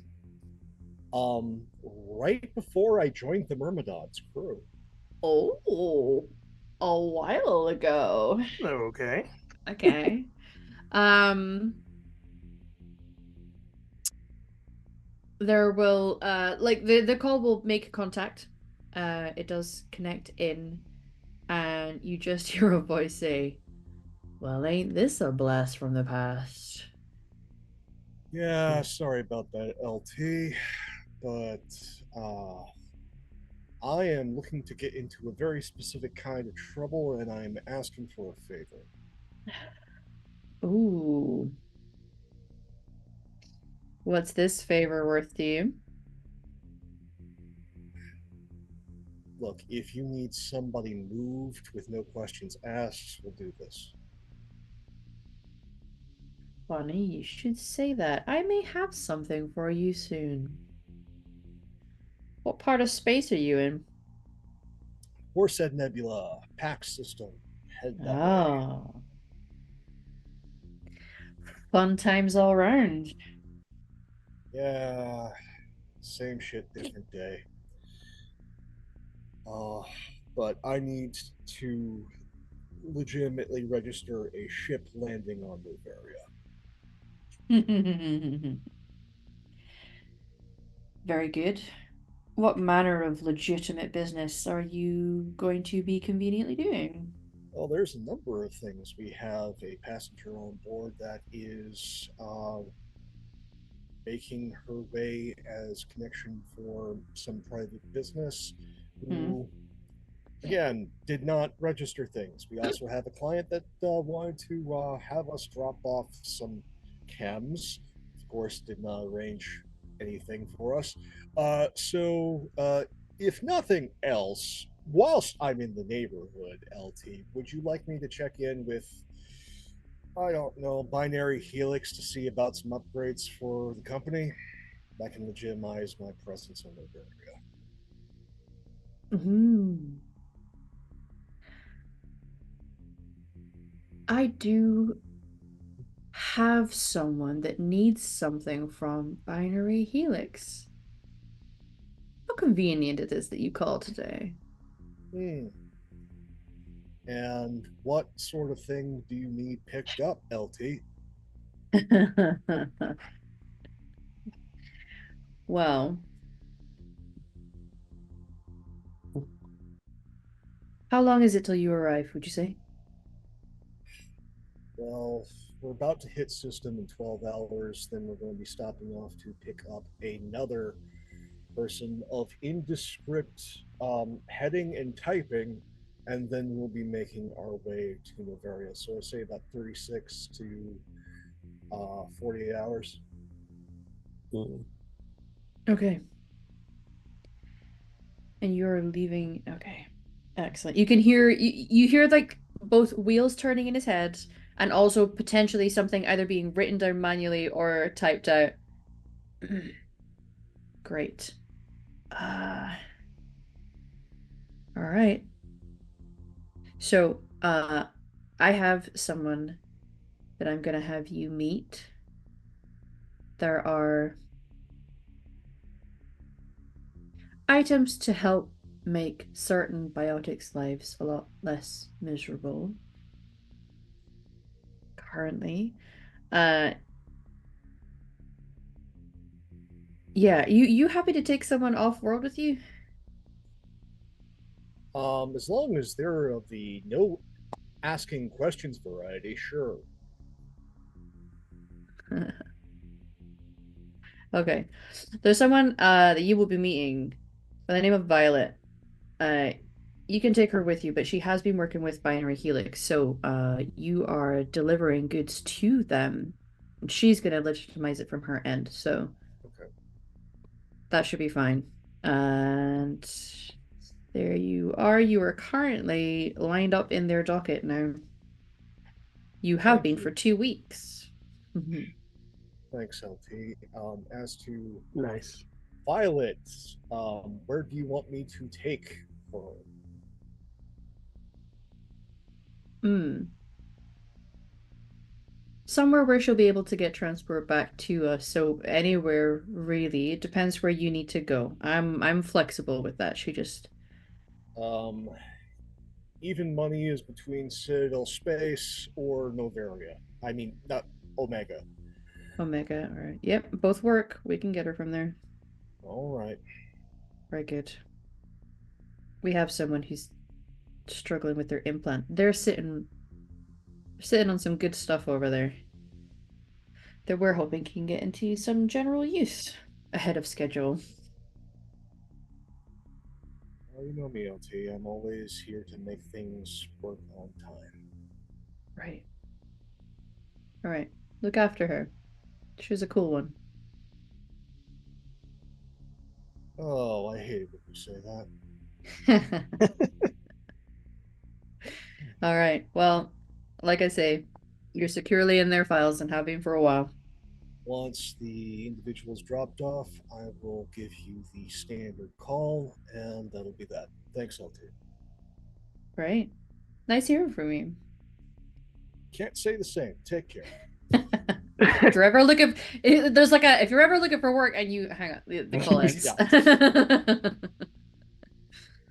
Okay. All right. We are like immediately into the Slack. We are in Yeah. their system, have been 2 weeks. I am picking someone up. Please do not ask questions. Immediately in the chat, a question. How we recognize her, and do you think and does it look like we got extracurricular futures? Um, Contact's name is Violet. With Binary Helix, we are going to be dropping them off either at Omega or the Citadel. And for all intents and purposes, we're going to give her one of the suites, and hopefully she stays there, aside from that and the kitchen. I can work with that. May have something for a private military company that involves biotics. Please do not ask any more questions.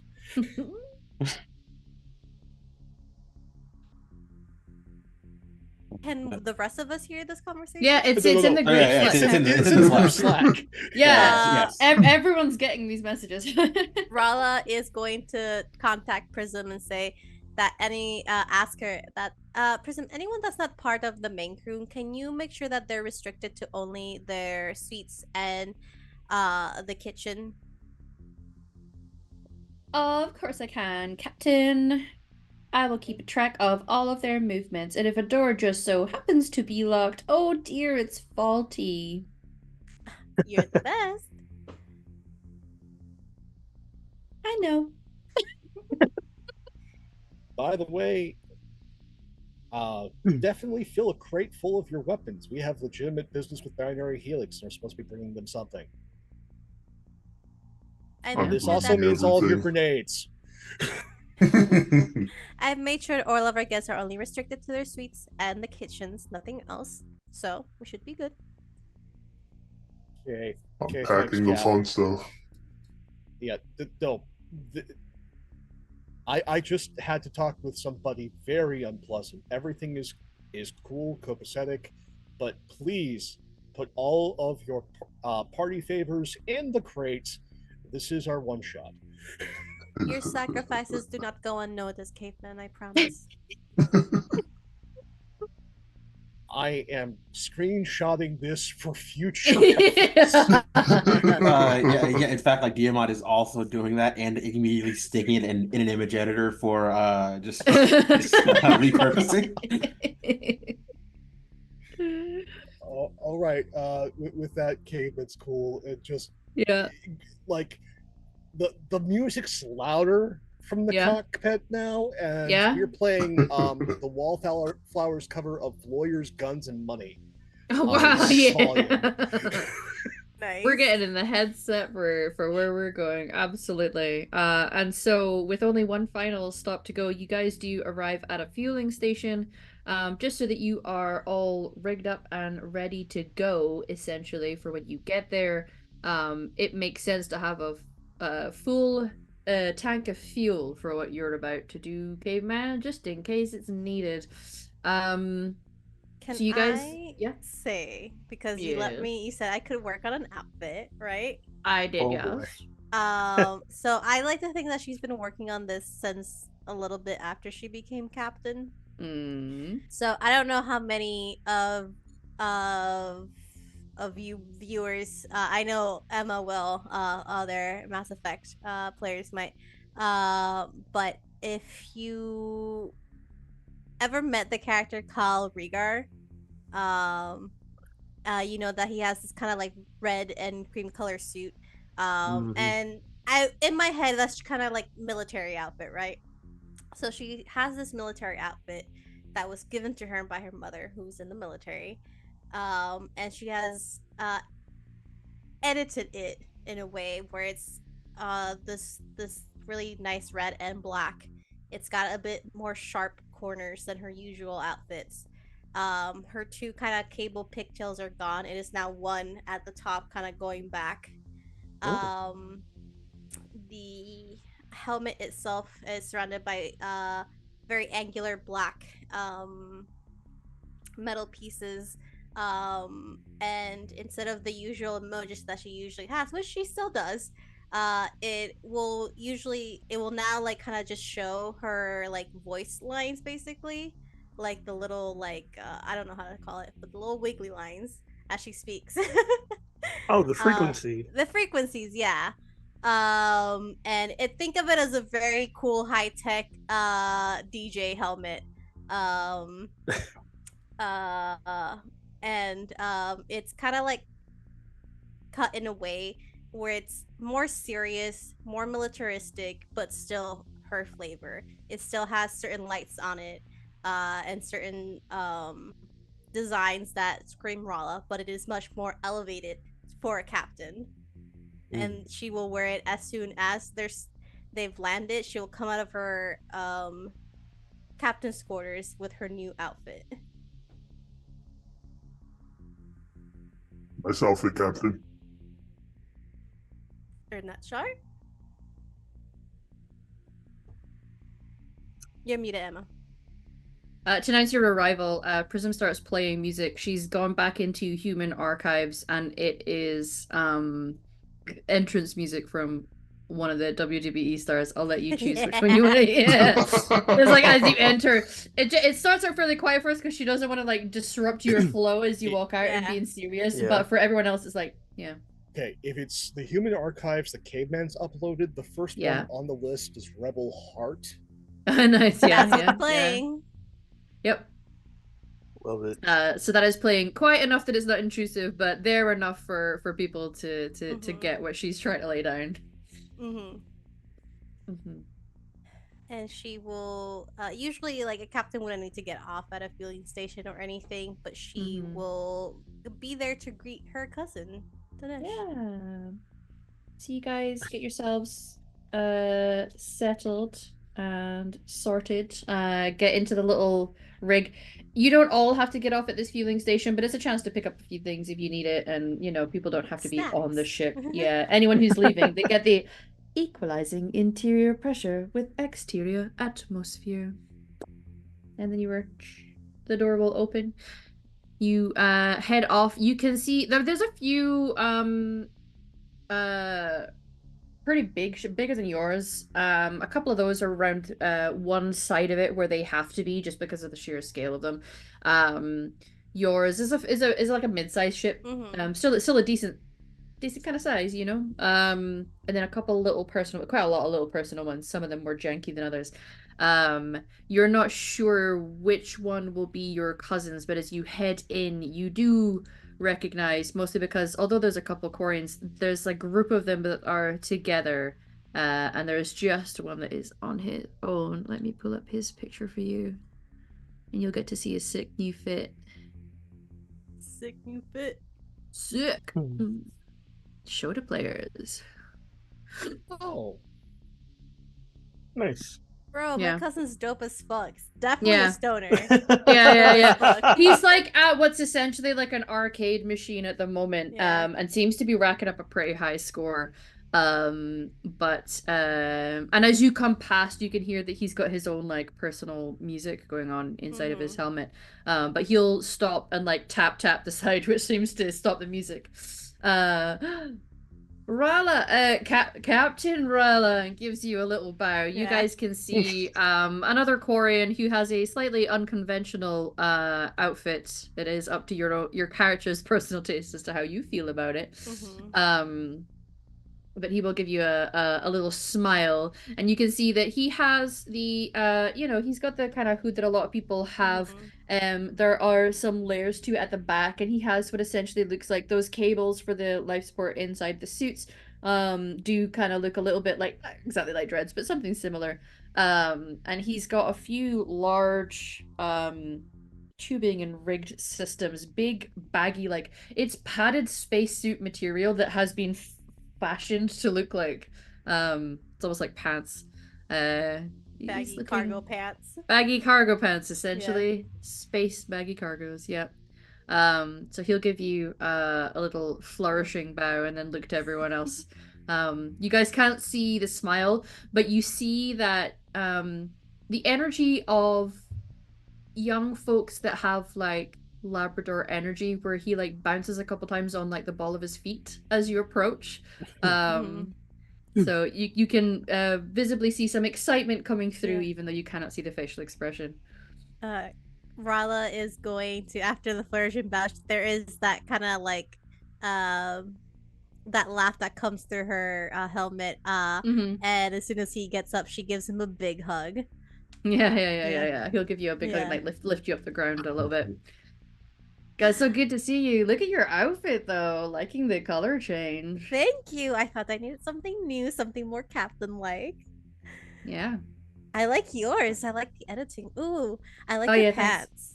Yeah, I just thought it's all very well and good to wear a suit that is just practical, but why not wear things for style? It's not really... people don't tend to do that too much back at the flotilla, so I thought, you know what, we going out into the world, I'm gonna try and make my mark on it. As you should. And she's gonna show him how she's rigged up as she's talking, the emojis that she's known for that are still there. That's never going away. But it's that interface on her helmet as she's talking. After a few years, I think that's kind of relatively new to him. But after a while, she will kind of stand next to him, put her arm around his shoulder, and say, "Everyone, this is my cousin Tanesh." Hi, everyone. Hey, kids. It's nice to meet you all. That is Victor, or Caveman. He is our pilot. This is Damat. He is our acquisitions more than anything. Yeah. I've never met a drow before. Hi. Hi. Ernard Shar, our resident. What's his official? Gunner. He's our gunner. He's our resident gunner. Dr. These guns. Sorry, I can't. Yeah. He says with a very skinny arm. Yeah. Yeah. This kid is not built for strength. No. And Dr. Saloon, our medical expert on the ship. Oh, nice, nice. I bet she keeps you busy, huh? Us Quarians and her. Yeah. It's nothing we can't handle. Yeah. I know this is a little impromptu, but we're picking him up here. He's spending some time on the ship with us. He has just started his pilgrimage and he needs a little guidance. I won't get in the way, I promise. Oh, don't worry. I make sure you won't.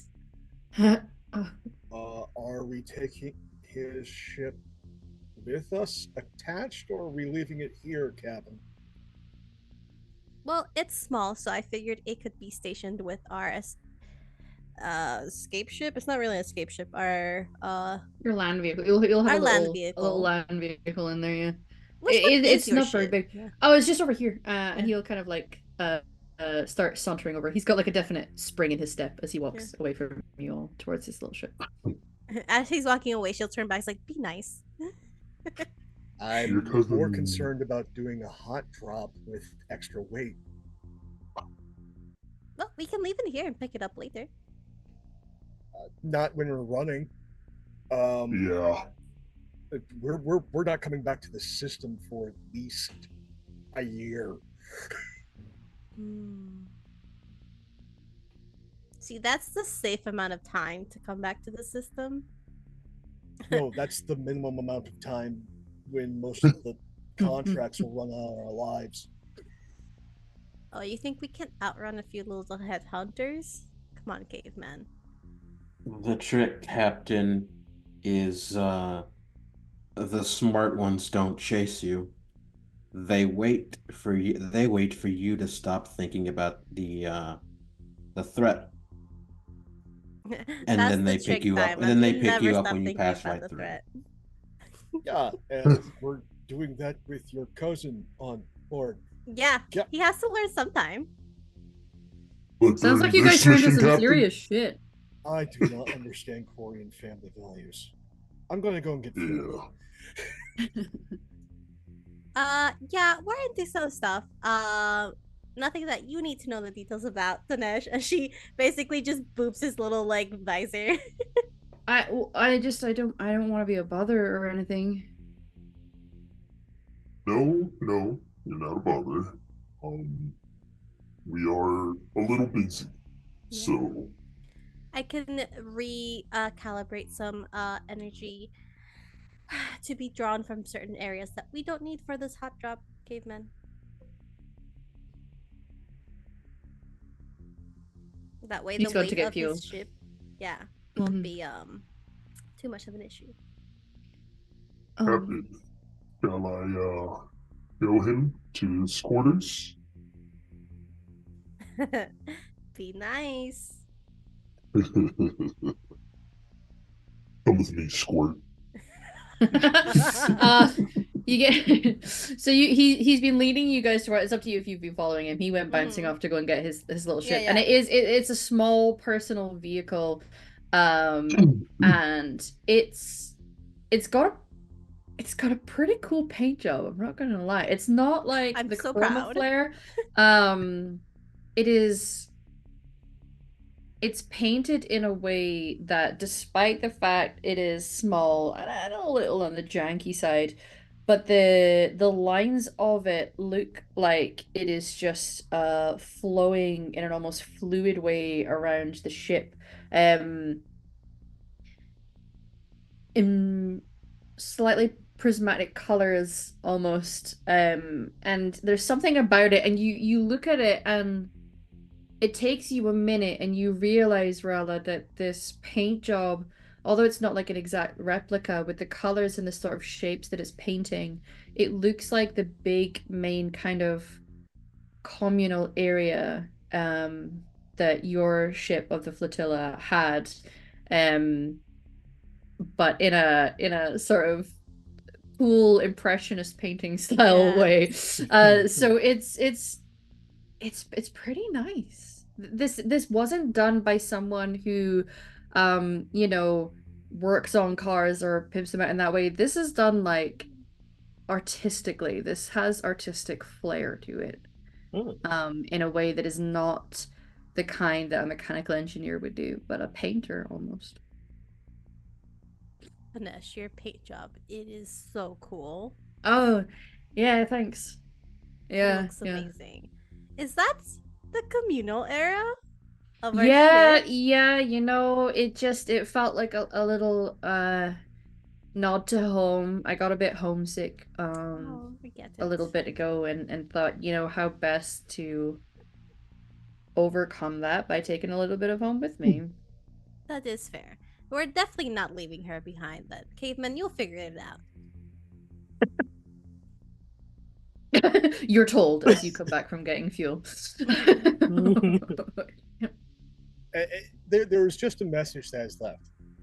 Mm. Okay, so all the grav cleats that we have in storage are being used on this thing because I do not need it tumbling around in our cargo bay. And make sure it's hooked down. Don't worry about it. But in all seriousness, our own ships are very important to us, so we cannot leave it behind. Yeah, the cargo hold's gonna get really, really tight because that thing has to have FTL capabilities, and if it does have FTL capabilities, this thing's got a big ass. So you're putting a giant ass in our cargo bay. So what you're Nothing saying wrong with a is big that ass, am I right? what you're saying is that it's possible and you know how to do it because you're amazing at what you do. I can make it work, Captain. Just do not be angry with me when I scuff its paint. We can fix a scuff paint job. Right, Tanesh? She'll just kind of clap him on the back. Oh yeah, yeah. And if there's anything that you guys need when I'm in there, I have well, I have some I have skill sets. I can Okay, kid. The thing that I need on the board this vessel as soon as possible, well, especially for you and me, is some crash couches because things are going to get very awkward very fast. Okay. I'll help where I'm needed.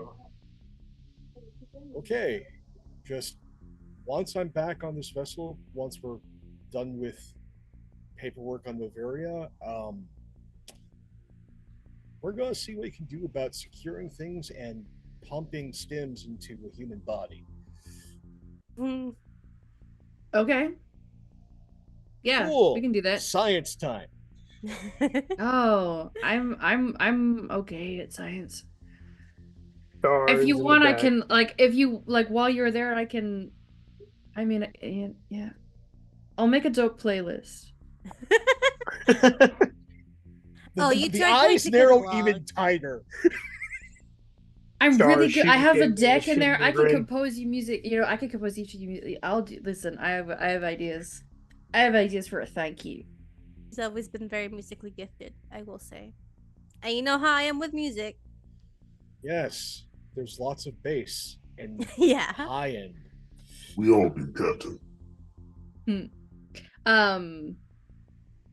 So although he's advanced more so in the time since you have left Rala, you maybe thought, and most people probably thought, that he was going to go the engineer route, but I've decided to use what this game system, which by the way for everybody, this is a skin of a 5e that is done by a wonderful team, and they have a musician class, which is essentially like a bard. So he's kind of a little bard. Yeah, yeah. The abilities are really cool. I'm gonna get him gigs. Is what I'm gonna do. Great. We're going to put this kid on Omega, and hopefully he won't get exploded. Yeah. Yeah. I'll make sure of that. Bards can survive all kinds of things. His because you have to pick a subclass, and it's techno is the subclass. Nice. That's actually what it's called. Yeah, it's incredible. We love that for them. Boots. Yeah. So many boots and cats. So, with our ship fueled up, we are able to rig in the small, sleek, with a big ass little personal ship into your cargo hold. Where people are able to pick up the sorts of things you would maybe pick up at a A gas station. Um, uh, we are ready to head towards Noveria. Let's Now, go. so you go on the approach, and as you do, there is the usual call to you, um, in the Noveria Control, this is the Myrmidon. I'll be clear for landing. uh, there's a pause. Yes, Myrmidon. Yep, you are clear to land. Have your cargo at the ready for declaration and for scanning. Remember, there are no weapons aboard Noveria. We have very secure locations for you to keep them on if you need them. Easier to keep them on your ship, though. Thank you, Noveria Control. Noted. Anything for approach. All right. And you're given clearance because the members of Cat 6 are really good at what they do, most of the time, unless you're trying to fight Shepard. And we are able to dock our ship.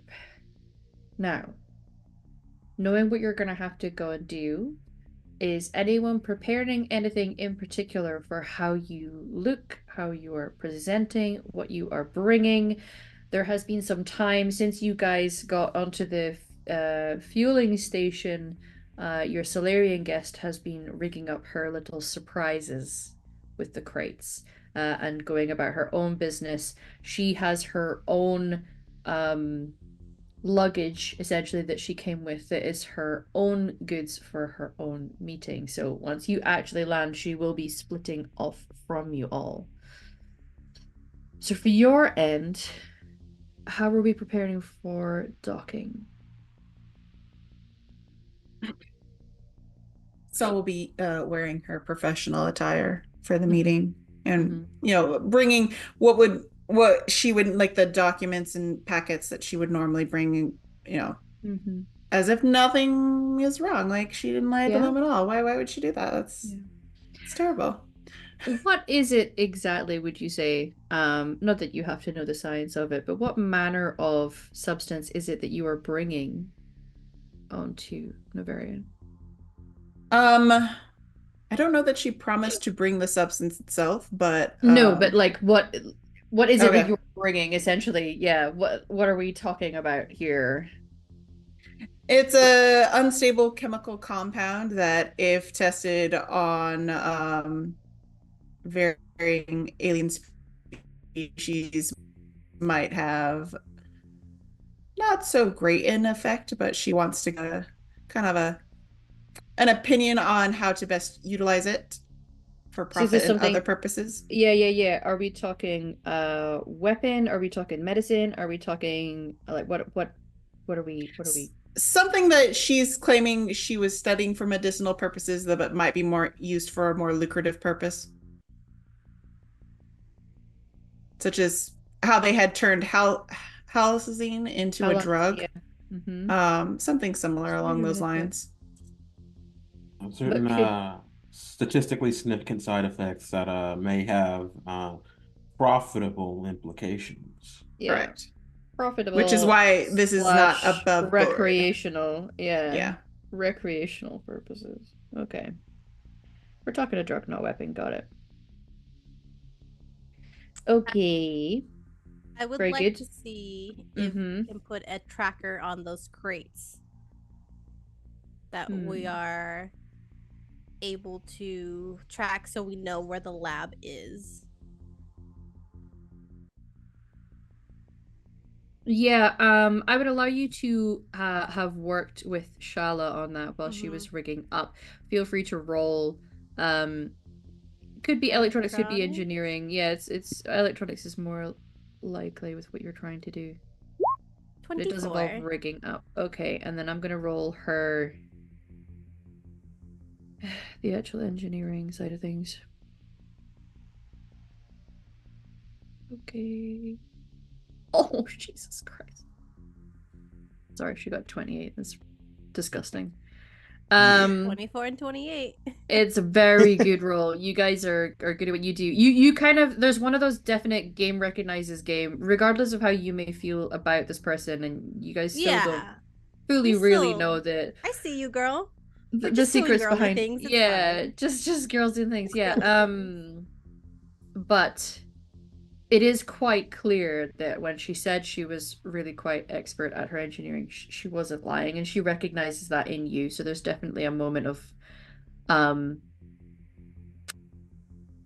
it's almost enjoyable. It's enjoyable when you're doing what you're good at, Yeah, yeah, and yeah. it's going well, and you meet a like-minded person. She'll kind of talk you through some of the ways that she's rigged certain things. So she has um they're explosives, but they're very small, and there's just Mhm. lots of them, but they're arranged in such a way that they follow the exact pattern of the electrical cabling that runs along the bottom of it anyway. So if you're scanning, you can see all of the wires that are down there, you can see the inner workings of the system, and they're just lining it Mhm. in such a way that you cannot tell that the whole bottom of this is rigged to blow.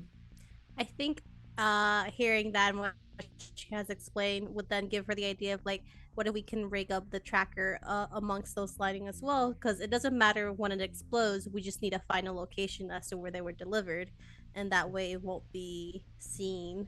uh Well, that's where the yeah, yeah, you're putting your tracker in with where she's yeah, rigging yeah, this up. So it is along the sort of bottom section. It's not in the actual crate yeah. itself. It is in the workings of Mm-hmm. the bottom where the sort of refrigeration technology is. Mm-hmm. It's that respect Cool. nod. I Yeah, see yeah, yeah, you. yeah, yeah. You're like, yeah, yeah, yeah. Yeah, We get. Okay, so yeah. yes, you can have it on your system now that you've got that there. Essentially, your Omni tools are not what is doing the tracking, because that could be Mm-hmm. something that could be hacked from Yeah. people who are in here. It is Prism who is tracking Mm-hmm. that, but she can clock you into these things, so she can send you signals without it being you that's got the tracking technology. If Mm-hmm. that makes sense. Yes. Yeah. So, okay. Anyone else preparing anything for going on? Are we dressed for business, dressed for war? How are we Got my new going? capstan suits.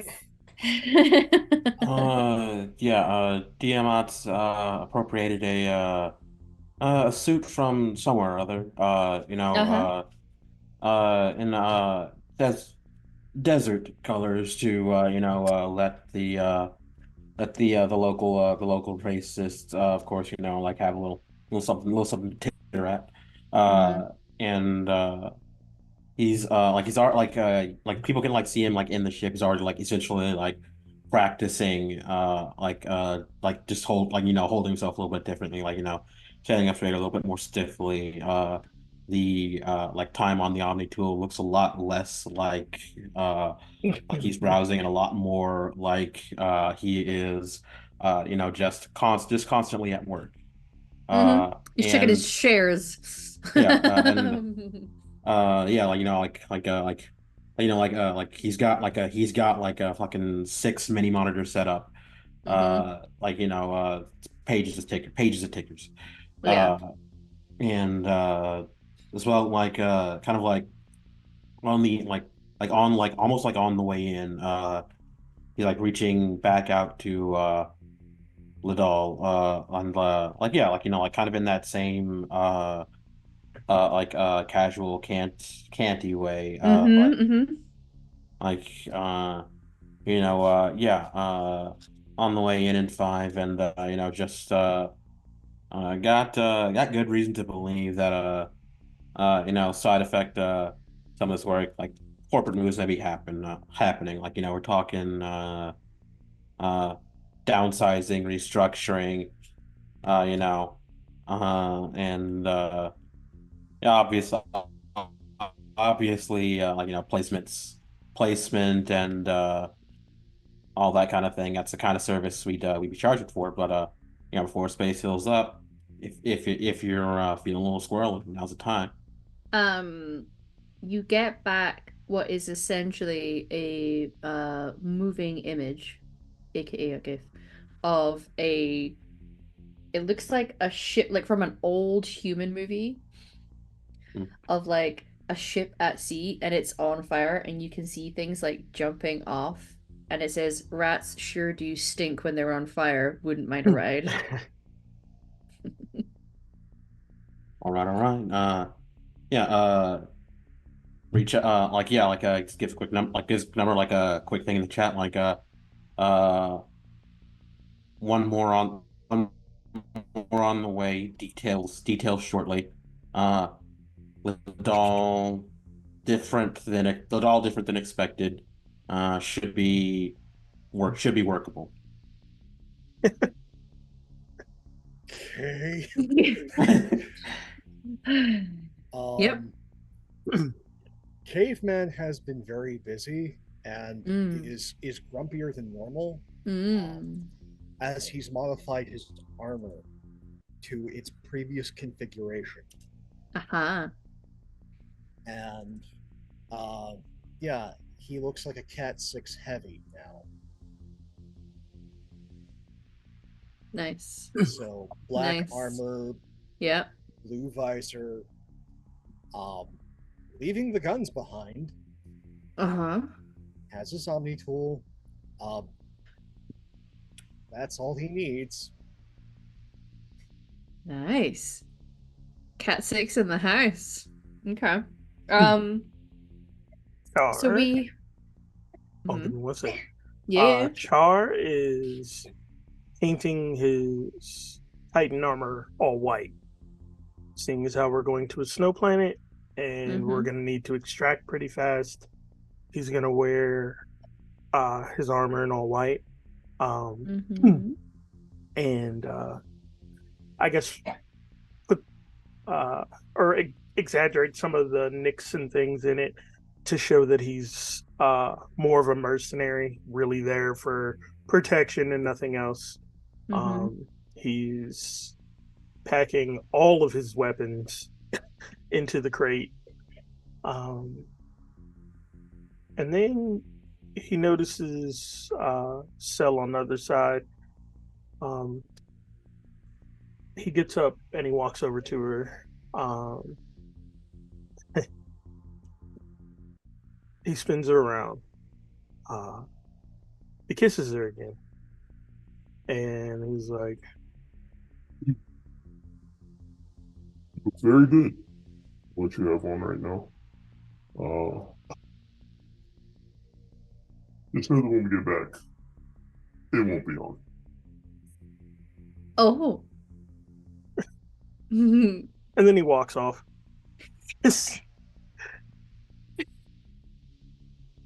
Her Just to go eyebrows get just ready. kind of raised, like, okay. Imagine A little everyone else smirk. is like, everyone else is busy, like, doing their own thing. Like, I'm definitely not listening to that. Don't worry about it.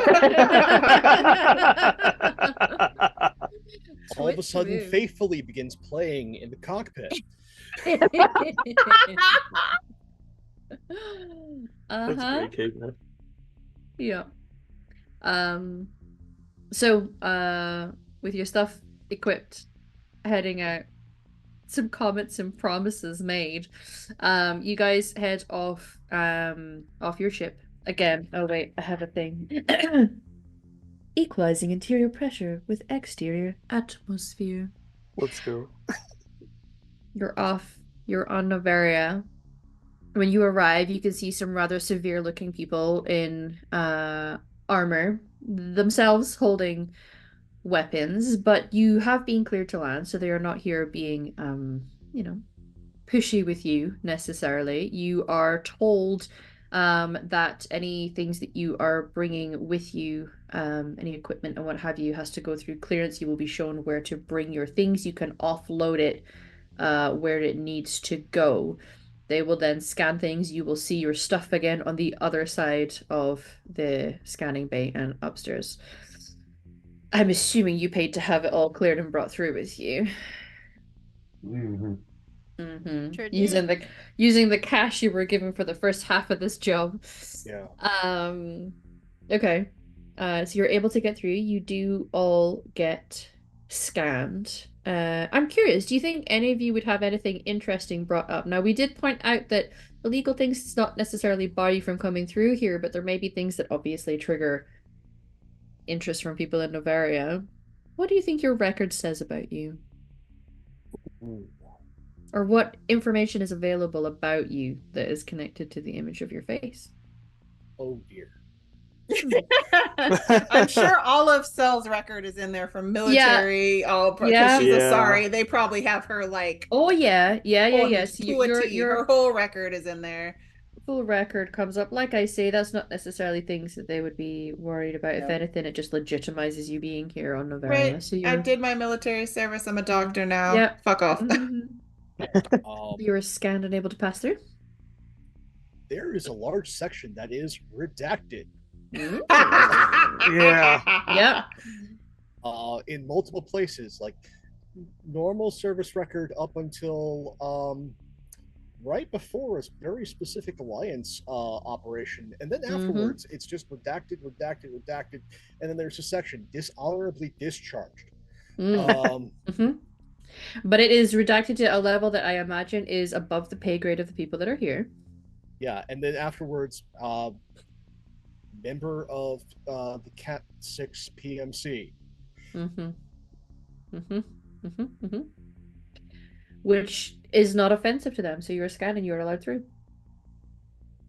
My record reads a lot similar to Victor's. Mm-hmm. There's a lot of redacted information, but my service record is on there. The only difference being that it now shows that I'm working as a gun for hire on Omega. That's where I was last seen. That's where I'm coming from. I think with Rala, a lot of her information comes from her being on Omega. And while it's not redacted, there's a lot of not specifics put in, but connections to Blue Sun's Blood Pack and other gangs from Omega are definitely mentioned. You're muted, Emma. Associations with, but not necessarily membership to or anything. Yeah, like yeah, that. no, So, not necessarily membership, but associations with them. Yeah, that And kind of it's thing all is very different odd end jobs, and until towards the end of her stay at Omega, it's consistently a lot of mechanical jobs, engineering jobs. That kind of, it's mostly things that get to like government level or like your previous record of She employment. has kind of thing, no, she doesn't have any association with government. Yeah. Okay. Very good. All right. And what about you, Damon? So initially, it seems perhaps concerning. One of the first things that comes up when the name and face are run is a trial high profile enough to actually a trial on the Han-Armor world, actually high profile enough to like get some essentially intergalactic coverage of a high ranking of a high ranking diplomat, specifically publicly known as Murtaz. Far too private to come up here. Diamat. Diamat. Well, it's in the stories that can be pulled up. It's noted that charges were dropped, and that well, at least for him, Murtada what is currently awaiting sentencing. Of course, there are trials, there are appeals. This is, the kind of process that could take anywhere from, 5 to 10 years to resolve, to say nothing of religious matters and so on and so forth. But there's something, well, of course, theories abound. But as far as the news stories are concerned, Murtada's this is the Murtada's former highest placed aide, and as is common enough with Drell, well, left hand. Very good. You will know most of you just get scanned through, the person does the thing, and then welcome to Novaria. Welcome to Novaria. Welcome to Novaria. And there's a moment where like they pause what they're doing, eyes flick to you, Diamant, back down. Welcome to Novaria. So you are passed and cleared through. And as you all enter into the elevator ride, which will be bringing you up to the main area, you hear the usual elevator music. Citadel Council have reportedly revoked status from a Spectre in their ranks. Following investigation, the events on Eden Prime. Apprehension of this agent is ongoing. The elevator opens. We're in Novaria, and we will find out what happens in this corporate shit show next time. Hey. Thank you for sticking with us, everybody. I will give a little announcement at the end about where else you can see things on this particular channel. Myself, I am Emma Habalu on the internet. At the moment, this is my only current active live game that is going on. I have a game and a stream that will be going on a new channel that's launching in the springtime. And there's also a couple other projects I'll be involved in that will be going up, so check my socials for those. For now, can my players please give their outros? Thank you very much. Hi everyone, my name is Satan or Vamp on the interwebs, and you can find me here playing this game on Saturdays, and also soon playing our regular Darkness Unbroken game here as well, and also in this new channel that Emma's gonna be putting out. If you don't, if you haven't realized it, I like playing with Emma a lot. This is my GM. She's pretty cool. She's pretty awesome. You can find me on a lot of social media. I'm not super active at the moment as I'm very busy with real life stuff. But if you want to see me, you can come to this channel or the new channel. You should go to the new channel that also Emma's gonna be putting out. Go to both channels. They're both cool. Anyway, that's me. I've been your captain for the night. And of course, I'm sure you have enjoyed your time with Diamantbakis. But if you need to see more of me urgently, you can, of course, come back here this coming Friday, where I will be playing in our Avatar game on this channel at 4 p.m. Central Standard Time. But if you would like to find me elsewhere in other places on sites with birds on them, I am at Jossadison. That's JOSADISON. And even on this very website, here and there at twitch.tv/Shinobi. Wherever I find you, wherever you find me. I can't wait to see you again.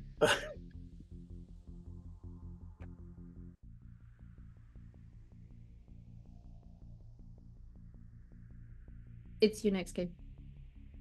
Oh no. Are we done all our outros? Did we go in a different order? Oh. I was like, I'm confusion. Well, sorry, listen. Yeah, up you go, Chris. You good. You good. All right. Hey, everybody. It's Master Poet.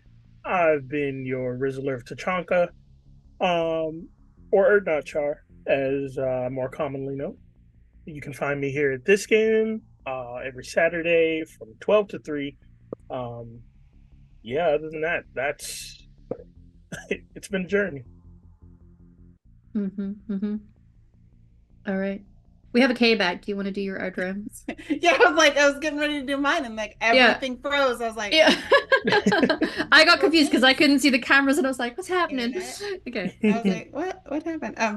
I'm K Phoenix on the internet. You can find me on Blue Sky at the K Phoenix or K Phoenix. Today I played our ship's doctor, Dr. Selanu. If you would like to see more of me, you can see me here every Saturday at noon Pacific Standard Time. And once the season is over, I will also be in our Dragon Age game on this channel called In Darkness Unbroken. So yeah, see you around. Lovely. Hey everybody, Pope here, Pope World Build on the internets. It has been a wonderful time playing your pilot, Victor Caveman Grace. If you want to see more of this silly face, you get a number of opportunities throughout the week. Coming up next is tomorrow night at 8 p.m. Eastern over on Practical War Thesmophoria. See me continuing to wear this hat, continuing to use this system, but in an entirely different chair.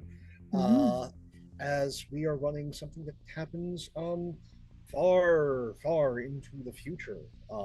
As if you're familiar with Mass Effect, Arrival happened 3 months prior to where we start.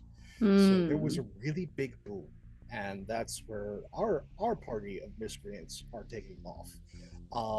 And then on Monday, over on Wandering DM at 8:30 p.m. Eastern, join us for more Montreal by Night, our Vampire 5th edition story, as we are all very unhappy underground. And thank you all so much for being with us on our live VOD YouTube Stories Nothing Doubts audience. You're much part of this as we are. Take care of yourselves and one another. See you soon. Indeed. On that sentiment, here at the channel, we have a couple things.